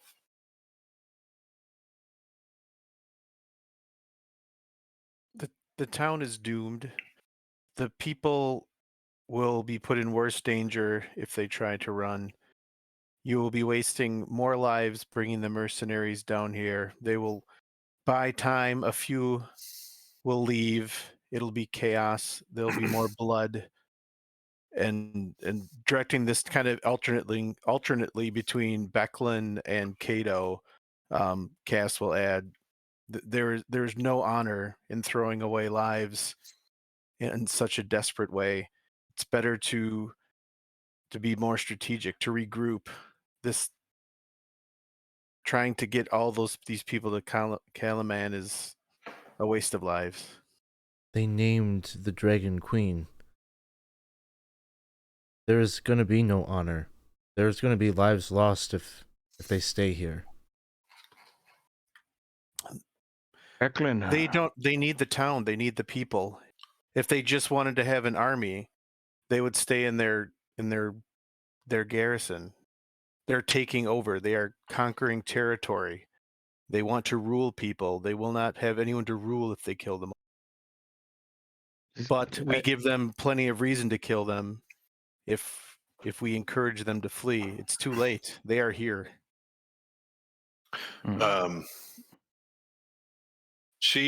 Becklin will, during this time, sort of and there's a number of side conversations going on, but Becklin, you see this to Darrett. She says, Darrett, please, will you assist me with something? And as she walks over to the other side of the sort of out of earshot, basically, to the other side of the room, she gives the group of you a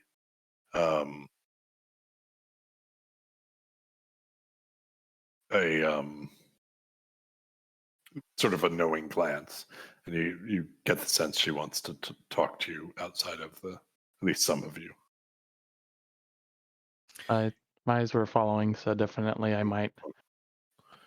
Yeah, Cass, even though Cass feels a closer kinship to Cudgel just from the past, you think Cudgel's plan is just needlessly reckless and definitely is to their own surprise trying to appeal to Becklin, thinking that Becklin might have more reason and be a better option for getting out of town alive, personally.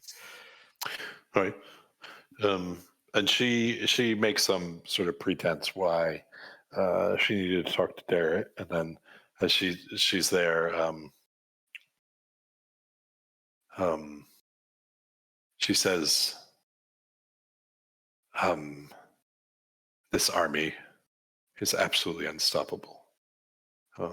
I've heard about what's happening in the war in the East, and I believe these soldiers are just part of that force now here in our land. The people here in Vogler, they are not soldiers at all. And they need 100 more professional soldiers to stand any chance. I think we must prepare them for evacuation in case other plans fail, even if we don't take that option. I think it's important that we have that option as a choice. The river can be followed in safety to Kalaman.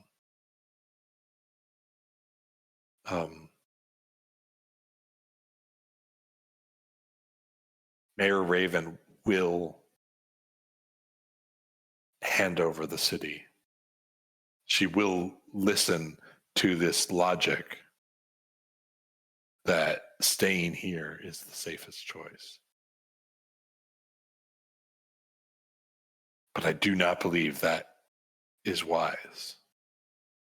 I believe we at least have to prepare for the chance that we will need to evacuate the entire city. And we have to buy them time so that they can make it far enough away that they will be safe on the journey. Indeed. Right. That is our only hope. But I understand you have concerns that we're putting them in further danger, but these armies have destroyed entire lands. sitting still, it's not clear that these people here, they're good people. They could be slaves by next week, sold. I think our only option is to prepare them to get away as best they can. So is the next best play to get the mercenaries so that we can have greater numbers to hold them off? I think I will myself fight with the mercenaries. I have no concerns about that.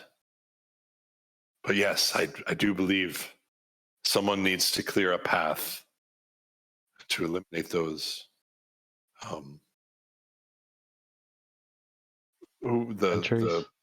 Thank you. The sentries who stand atop the cliff. We can do so that a scout. 5 of us, we can do it. How do you propose to get up the cliff? Well, Lord Baracus seems that he is very knowledgeable and expertise of worldly things. You think he's ever scaled a cliff before? No. If there's anyone in the city who would, he would have the resources to do such a thing. It's Darrett who interrupts you, and it's like, well, I actually there might be another idea. And everyone looks over at him. Thank God. What about the gnome? He has that thing on top of the tower. What thing? Oh. It launches people into the air. It does what? Really? I mean, I'd never use it myself, but you don't. We can go talk to him. He'll be able to explain it. All right. Yeah. Whatever. Well, let's not. We need to hurry. Right. So you all, I guess you're telling. What would you like to tell the mayor before you leave?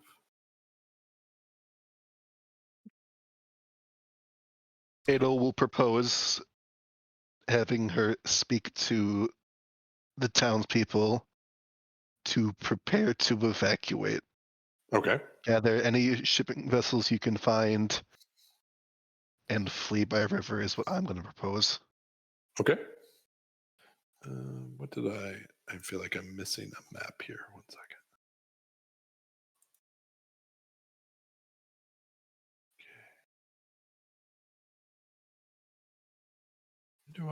Sorry. Launches people. It's just gonna look at everyone else. Yes, launches people. Give me 1 second. I thought I'd sit. At some point, Cass would try to pull Brallin aside for a private conversation when it seems, people their attention is addressed elsewhere. Okay. So I'm not sure if that would be now or later. Yeah, it's fine. I have to set something up, so it would be perfect for now for me. Yeah. So Cass would kind of pull Brallin aside and say, "This is madness. We are always one step behind. I said yesterday that we should evacuate. They waited. Now it is too late. Now there is talk of flinging people up onto a cliff. We need to leave. You and I, down at the docks, take a boat, get to Calaman, spread the warning. We have seen what this army is capable of. We have seen the creatures in its employ. We were unable to convince them of the truth when we arrived here. They did not heed your warnings. Now we can have another chance in Calaman, a larger city, a guarded city. We need to flee. we can slip away during the town meeting. You want to leave these people to die? They are volunteering to die. They will not listen. They think that everyone can be saved, but they keep hesitating. Every time we hesitate, more people die. Well, we're not hesitating. We're going forward with a plan. We have to at least try to protect who we can. I know, I see the numbers game here, but I get it. But no, who else is going to protect these people but us? We need to get word to these mercenaries and flee. Kato, Otherwise, Quinton, Miranda, Brallin, they can all follow this plan. But if we put all our eggs in this one basket and fail, we will be giving them every excuse to execute everyone who is complicit. I think what they are trying to do is honorable. I think they believe it is right, but it is reckless, and it will result in more deaths. If this army is as unstoppable as Sir Becklin says it is, we are splashing a glass of water on a raging inferno. And as you do that, you would see that as you continue to talk, he gets a little bit more upset, and his voice starts to raise a little bit. So you would say, and like he's no longer like, it's no longer between us. So you would say that we should just leave these people? If you want to go, you go. While that's happening, Quinton is talking to Kato, and he's just like, do you think it's a magical device that flings people and then there's a parachute that drops you? Or do you think that maybe it's like magically enchanted with like a feather fall spell and that it activates right at the last second and drops you safe? I don't know. Oh, it seems like they're having like a little bit of a heated conversation over there. Do you think they're really getting into the debate about this too? What do you think? Do you think Brallin's on the side of Featherfall spell and Cass is on the side of parachutes? Quinton, you said you want to become a knight, yes? I did, yes. It's probably best to stop asking stupid questions. Right. All information will be present to you at the time it's available. Right now, it's not. We will talk to him when we get there. Okay. Then he's gonna, I think at this point he's a bit upset at you, because he figured that, as far as he was aware, because he had always had his guard down with you, that he always figured that you would be the sensible one, though that you want to leave, that you would not put your life above others as try to save it. I know he's reading you wrong this entire time, but he's seen you in a different light, and you presented yourself in a different light to him. So he's a bit upset at you as he continues to yell even louder and louder, and even look to the rest of the group and then look back at you and kind of just say, if you want to leave, then you leave. But I'm telling you, we need you. I am a drop in the bucket. You are as well. You have a magical shield. You have the legacy of Ispin Green Shield. Maybe you'll make a difference here. I sincerely hope that is true. But do you think the shield is what's keeping me here? He's gonna take it and he's gonna hold it over to you. He's gonna say, if you think that I need this magical shield to try to save these people, then here, you have it. And Cass steps and he begins to like walk away he'll like just kind of just drop it at your feet, and he steps and walks away. Yeah, Cass won't pick it up.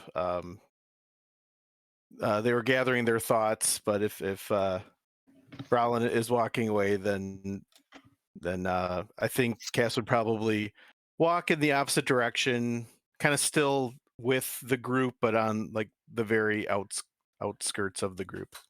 Mm-hmm. And if Quinton sees the shield just laying there and everyone's like walking away from it, he's gonna run over and pick it up because he doesn't understand what's happening. And he really wants to cast legend lore on the shield at some point to get to the bottom of the story. Okay, so what is the plan now? You have a couple things going on. Prepare the town for evacuation. You have deal with these people on the cliffs. How are you? Who is doing what? I think we're all gonna go talk to the gnome. Okay. So Darrett actually brings you over there, since he's the most dispensable. And the gnome, I believe you had an encounter with him slightly before, maybe last session or the session before. And sorry, here.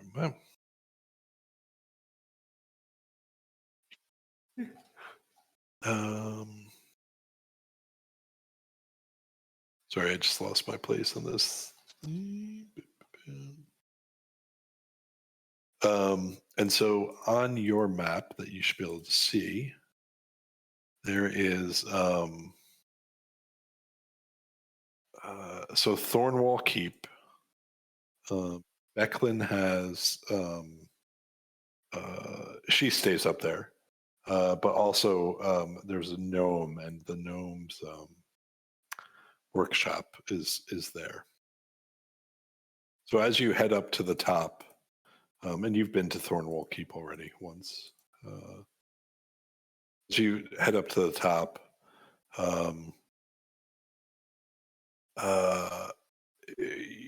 you see this device. The Tinker Gnome's name is Than, or his commonly called name is Than.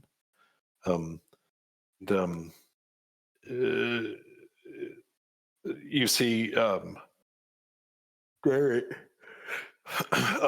as you approach the tower, Darrett's says specifically, Than, I brought them to come see the gnome flinger. And Than looks incredibly excited. He's like, finally, we have some people who want to test the gnome flinger. Yeah. Has it ever been tested? I mean, I've tested it, yeah. But you just said you didn't. I haven't tested it with people. Oh. So what does it do? It flings people. I got that. Does it do so safely? Well, I mean, yeah, it's safe. I mean, you fly through the air. What could not be safe? So you just put a catapult on top of a keep to fling people. I mean, I'm not sure. Oh, maybe I do have a picture of this. Hold on. Hold on.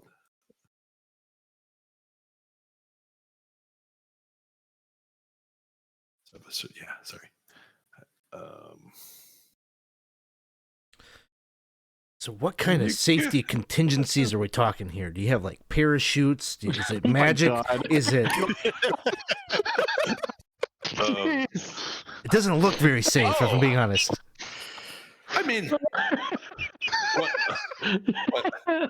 when you're flying through the air, it's very safe.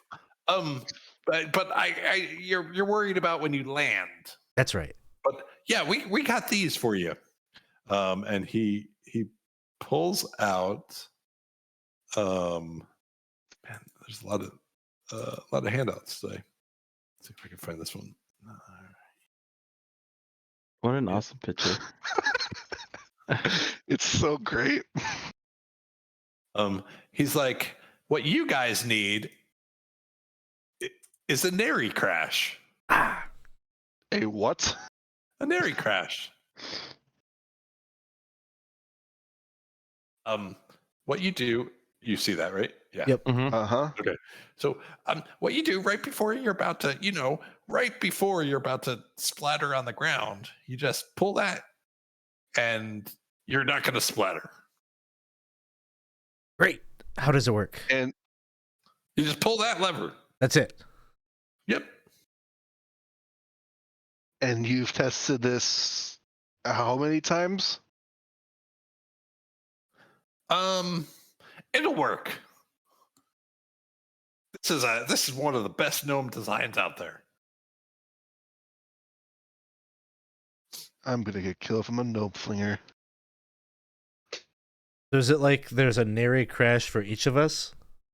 Yeah, I have enough for each of you. Yeah, sure. Oh, great. And Quinton's already got the thing on his back, and like he's not really questioning much. He's going to be first in line. All right. And so you sort of explained what you're trying to do. Basically, you're trying to get to the cliff on the other side of where this is to sort of sneak up behind this group. And he's pretty sure he can do it. He's like, I guess we can put you all at the same time if you want. Is that what you want?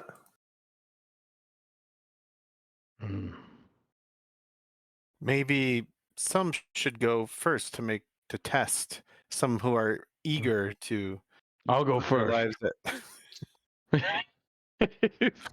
Cass was looking at Quinton, but pointedly ignores Brallin's declaration. And he's looking down like he's just kind of staring at the floor, and he just yells, "I'll go first," and he'll get up and stand up.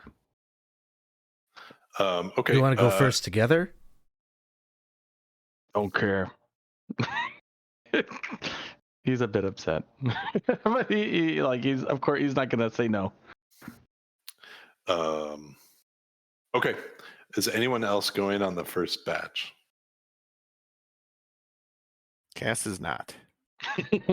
So is this like a one-time use thing, or?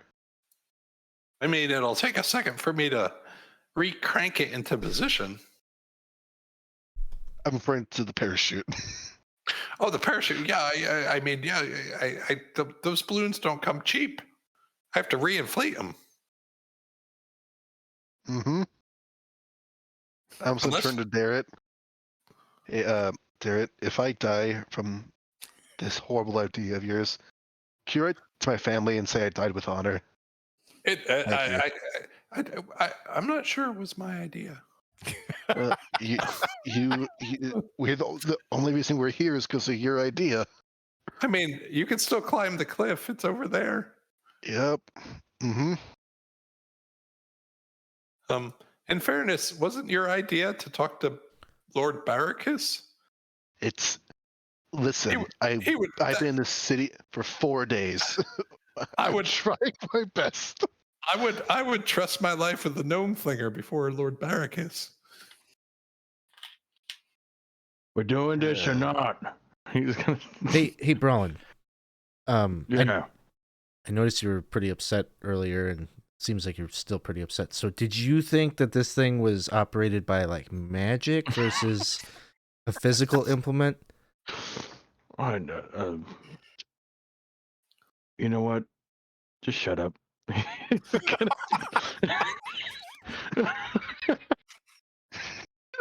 right. Oh, we're gonna die. So it's just the two of you going over on the first. Yeah. Okay. So I'm going to move everyone over to this map. Conveniently have ready.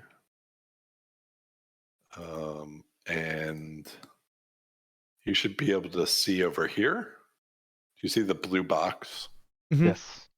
Okay. So you guys, those of you who are going in the first batch, you can drag your token into that blue box however you like. In fact, everyone can. It doesn't matter. This is where, assuming you're going to get on. This is where we'll start. But for those of you who are not there when they land, you'll enter combat in a later round. All right. So It is a little bit of an elaborate procedure to crank this thing. Rhymes. But sure enough, within seconds, you are flying through the air at an unreasonable speed. Just hurtling. Probably not able to control your screams. As you basically soar over the heads of the soldiers and then hopefully pulling the parachute or pulling the Yes. Wow. shortly before you land and landing in the area inside that box. I think I'm just going to go straight into combat because I don't know. That was pretty obvious. It's a plane.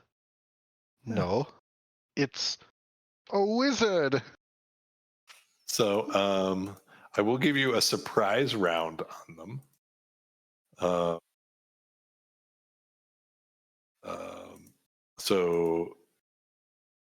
You two can roll initiative. The other four of you can, or the other two of you, feel free to throw your token on there.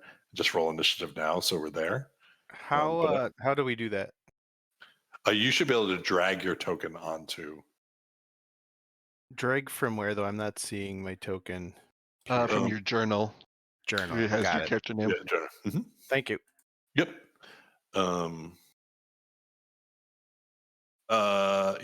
So let's see. Who do I have? Okay. So ignore him. Is everyone on there? 1, 2, 3. I'm missing one person, it seems. Yeah, I'm still trying to find my journal, I guess. Okay. Oh, here It's it's the journal. third Okay, tab. okay. Yep. I think I dragged it. Newspaper option. And you have to drag the name, not the picture. Okay. It's very weird. Like the picture does something else in your journal. And if not, I can do it for you. If it becomes a pain in the butt. If I did, I'm not. I guess maybe I didn't. I'm not seeing myself anywhere. There Unless you I go. dragged it. Okay. Yep. Just roll initiative, and then we will get this started. So the soldiers are completely confused, completely surprised by the fact that. Am I missing your initiative? Sorry. Trying to roll from D&D Beyond. Did you click your token? Yeah, it came in. It just. Got it. I'll add it. It's no big deal.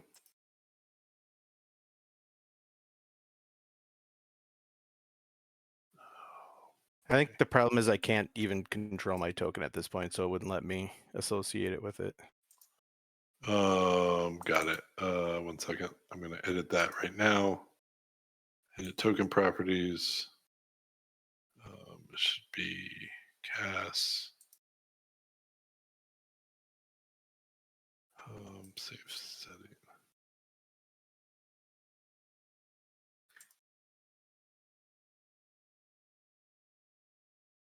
One second. I'm going to delete this. Can you control that one now? Yep. Thanks. Okay. Yeah. Okay. And what was it? The first one was a 4? 4, yeah. Exactly. Reflects my hesitancy to have anything to do with this scheme. Okay. So ignore. Looks like Brallin, you were up first.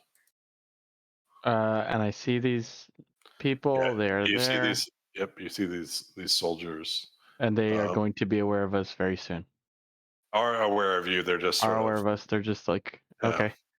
I guess I am going to. For those of you who want to.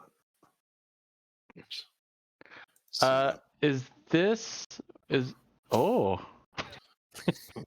That's him looking up as you fly over the air. Oh. Is this cover right here? This rock. Sorry, repoint. Yeah. Okay. Oh, that's not a rock. Sorry, that's we'll say it's a rock. It's a rock. Okay. Yeah. I'm gonna move up and Okay. here, gonna duck out, and I will go ahead and release an arrow. Okay. I will use. Yes, I will use. Sharpshooter. Got it. Okay. So this. A 20. Yeah. Okay. 21. So then this plus. Oh wait. Oh, it's 21. Yep. Yeah. Got it. That plus this plus 10. So 18. Okay. I'm going to gonna tag him as because the ranger has so many things. Favorite foe, and add an additional D4 to that. Okay. Yep. 4. So you basically shoot straight through his head, and the other 3 look in horror as he just slumps to the ground. Yep. Then I will go back and cover. Okay. Cass, you're not here yet. It is Quinton. It is you. Quinton is going to cast Mirror Image. Okay. Create 3 duplicates of himself. And as he does so, he just calls out to the others, "You're a man down, and now you're outnumbered. Lay down your weapons, and we may spare you." And then he's just going to run over here and kind of duck behind this same rock. Okay. Ooh, thanks for the follow. Noble Yoshu. Let's see what he can do.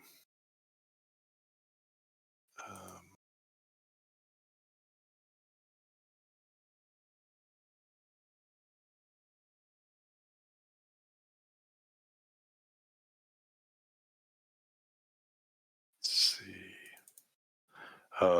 It's his turn. 1, 2, 3, 4, 5, 6. 1, 2, 3. He's going to take cover behind this tree.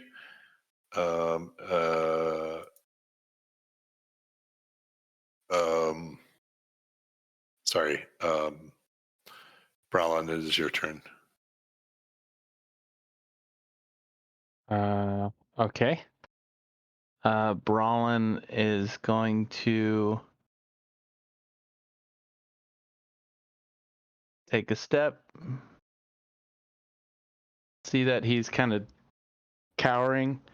He is going to use sharpshooter again. Now, I just want to make sure because this is something that I thought would not ever come in. Okay. But I believe it like ignores cover. Sharpshooter? Yeah, I'm checking right now. It ignores all but full cover. Okay, is he at full cover? Okay. Does he? If as long as he's not full cover, and he's still gonna. And you're using and you're using it to. I'm gonna use sharpshooter to attack him. Yeah. Okay. Yep. There we go. So 18. It misses. All right, sounds good. 3, 4, 5, I will move back. 8. 1, 2, 3, 4, 5, 6. 2, 3, 4, 5, 6. You guys who are Quinton, it is your turn. You guys who are not there will arrive at the beginning of. All right. Quinton will just say, "You had your chance. Now it's time to die."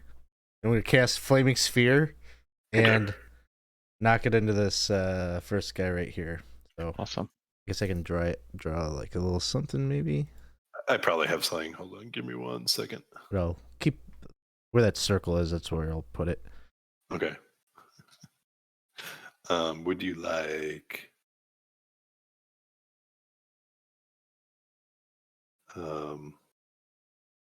Okay. Okay. And That's start of turns, right? Right now I'll use my bonus action to move it into a so I'll do Dex save. Yep. DC 13. Dex save. 18. Okay, and then he'll take 2 points of fire damage. 2 points, okay. And then anything else? Duck back behind the rock here. Okay. The two of you are now on the battlefield as of round 3. He is going to 2, 3, 4, 5, 6.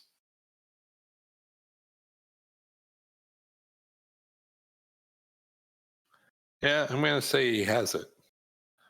But it's 35 feet away. But he's still going to throw his javelin at you at disadvantage. Okay. Totally misses. 8. It's your turn, Brallin.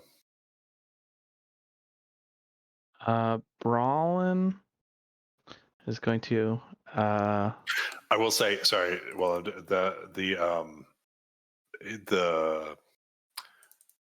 the javelin, when it was thrown, it was engulfed in flame as it launched into the air. That's not good. This- His eyes become wide, and he will.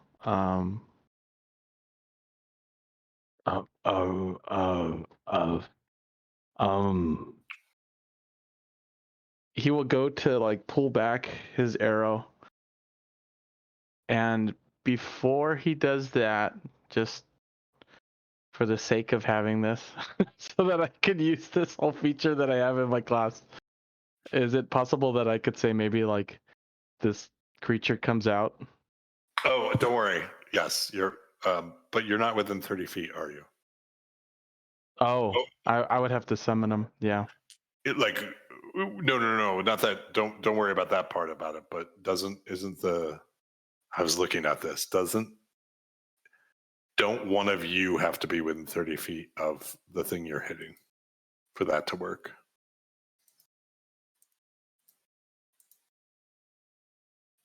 Or is it that you have to be at 30 feet?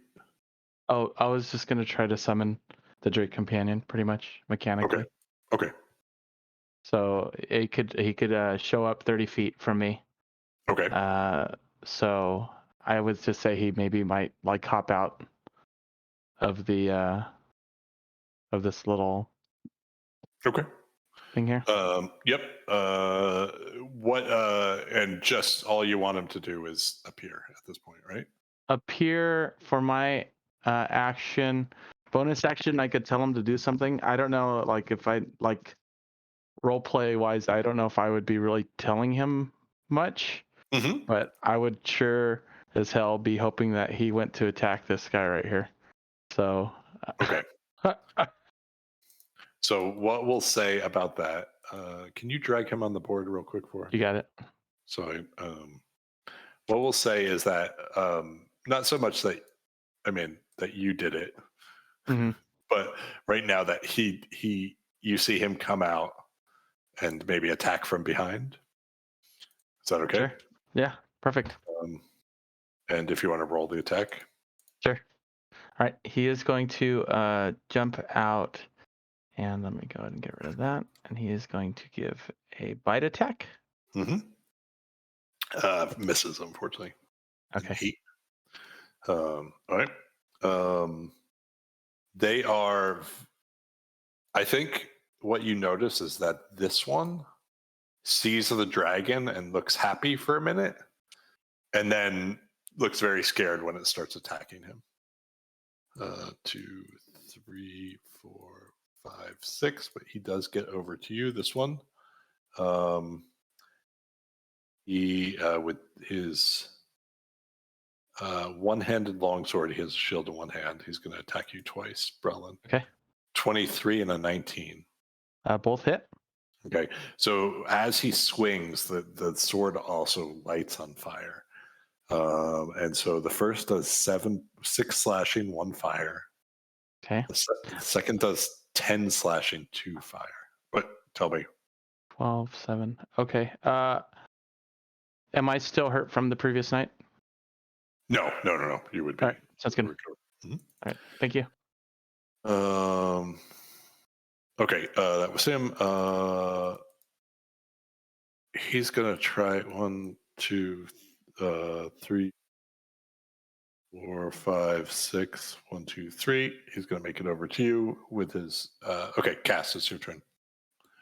Can Cass see exactly what is happening? Like how much damage Brallin just took?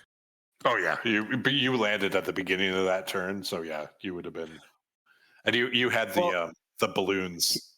I meant from across the cliff because Cass was not. I've been actually doing rolls because Cass is quite conflicted about this whole operation. So I would say this round, if Cass can't see what's happening, Cass would not arrive yet. If Cass could see it across the cliffs, then I mean, so it's two rounds between every pull of the gnome flinger. okay. So if you don't arrive this round, then it would be 2 from now. Okay, then I would say Cass is not there. Okay.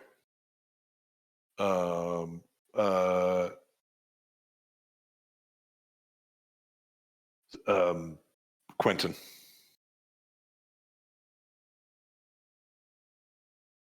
You're muted. 4 unified voices from behind you, Brallin, say, "You have some kind of connection to that dragon? Oh my god, that's the reward, isn't it? Nice. Okay, awesome. I can't wait to talk about this later." And he's gonna direct in his distractedness. He's still gonna manage to move the flame sphere over here, knock it into this guy. Okay. Dex, right? Yep, DC 13 Dex. He got a 7. Okay, so he'll take 6 points of fire damage. Let me just make sure. Yep. Okay. And that's my bonus action to do that. And then I'll follow it up. I'll cast a acid splash on him. Okay. That's also Dex, right? That one also Dex. You got an 18 on that one. Okay, so no damage on that. Okay. Kato, I assume, did you come over on the second? Yes, I would have after seeing a commotion get brought up. Okay. And then realizing Brallin just got absolutely just smashed right there. He's gonna think back to his knight's training. He's gonna pretty much lay his polearm forward. He'll rush to here and then pretty much spear him with a precise strike. So I get to roll this at advantage. Wait, this one or this one? Who are you? This guy right here. Okay, got it. With my first attack. Mm-hmm. So Halberd coming in at advantage. 23. That hits. So this plus 1d8. You kill him. That plus 1d8? Yeah, he's Yep. So 18. After that, with my bonus action, seeing this other guy approach, the back half of the halberd, which is pretty much the hammer side of it, comes swinging across and tries to crack this guy right here with my bonus action. 4. That's the wrong one, but 8. That misses. That's it. Okay.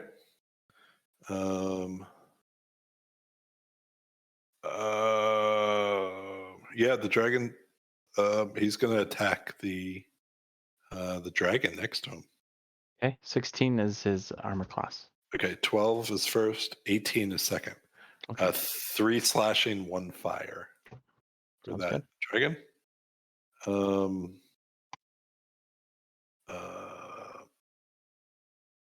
Brallin, it's your turn. Darn. Thank you. He's going to step back and he's going to or move forward and fire at this guy. 1, 2. Watch out for the fireball behind you. Oh, yeah, right there. Oh. I'm not gonna step at. Obviously, he's not gonna step into the fireball, but yep, see it. He's gonna go ahead and use sharpshooter and try to attack this guy. Okay. The guy next to. Sorry. This guy, the Drake. Yep. Yeah. Yep. He misses. Doesn't. Yep. Misses. Anything else? All right. That will bring up my little Drake move. companion. You should move yeah. away from. Okay. Yes, I definitely he would if it's within that range or whatever, he would make sure that he doesn't. Okay. Okay. Bite. Got it. Go for it. 13 to hit. Misses. Okay. And maybe the Drake might kind of move. Okay. Actually, no. He'd stay there. Cass, are you getting loaded up now that on this round? So our distance from the gnome flinger from here, what kind of vantage do I have? Do I see how many like foes there are, or is it so far away I can't see anything? You can see. You don't know if you can see them all, but you probably can see two. Does that make sense? Like, it's not clear to you you're picking them up all, but you can see the ones who are engaged in fighting with them. I think, again, based on the rolls I'm doing on the side here, Cass is not getting in on this round either. Okay.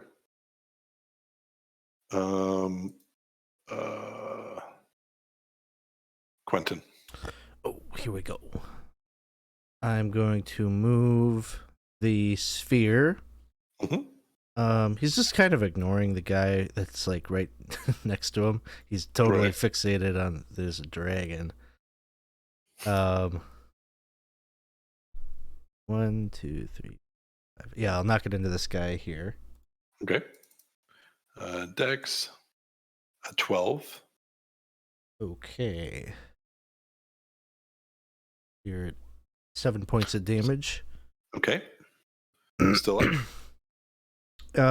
Is this if I'm standing up, is this rock enough that I could see over it? Correct. Yeah, I'm yes. Okay. I will acid splash this guy then. Okay. Basically, I was just saying it was half cover. So yeah. Acid splash, dexterity. 5, so it takes 5 points of damage. Okay. Okay. Kato. I will shift my attention to this fellow here. Okay. Action, I will halberd him. Okay. 25. Definitely hits. For 13. Okay. 13 points. And with my bonus action, I'll crack him again. Okay. That's a crit. Yep.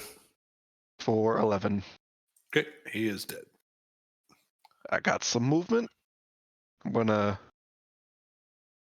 move myself right here, which I think is still just out of range for halberd.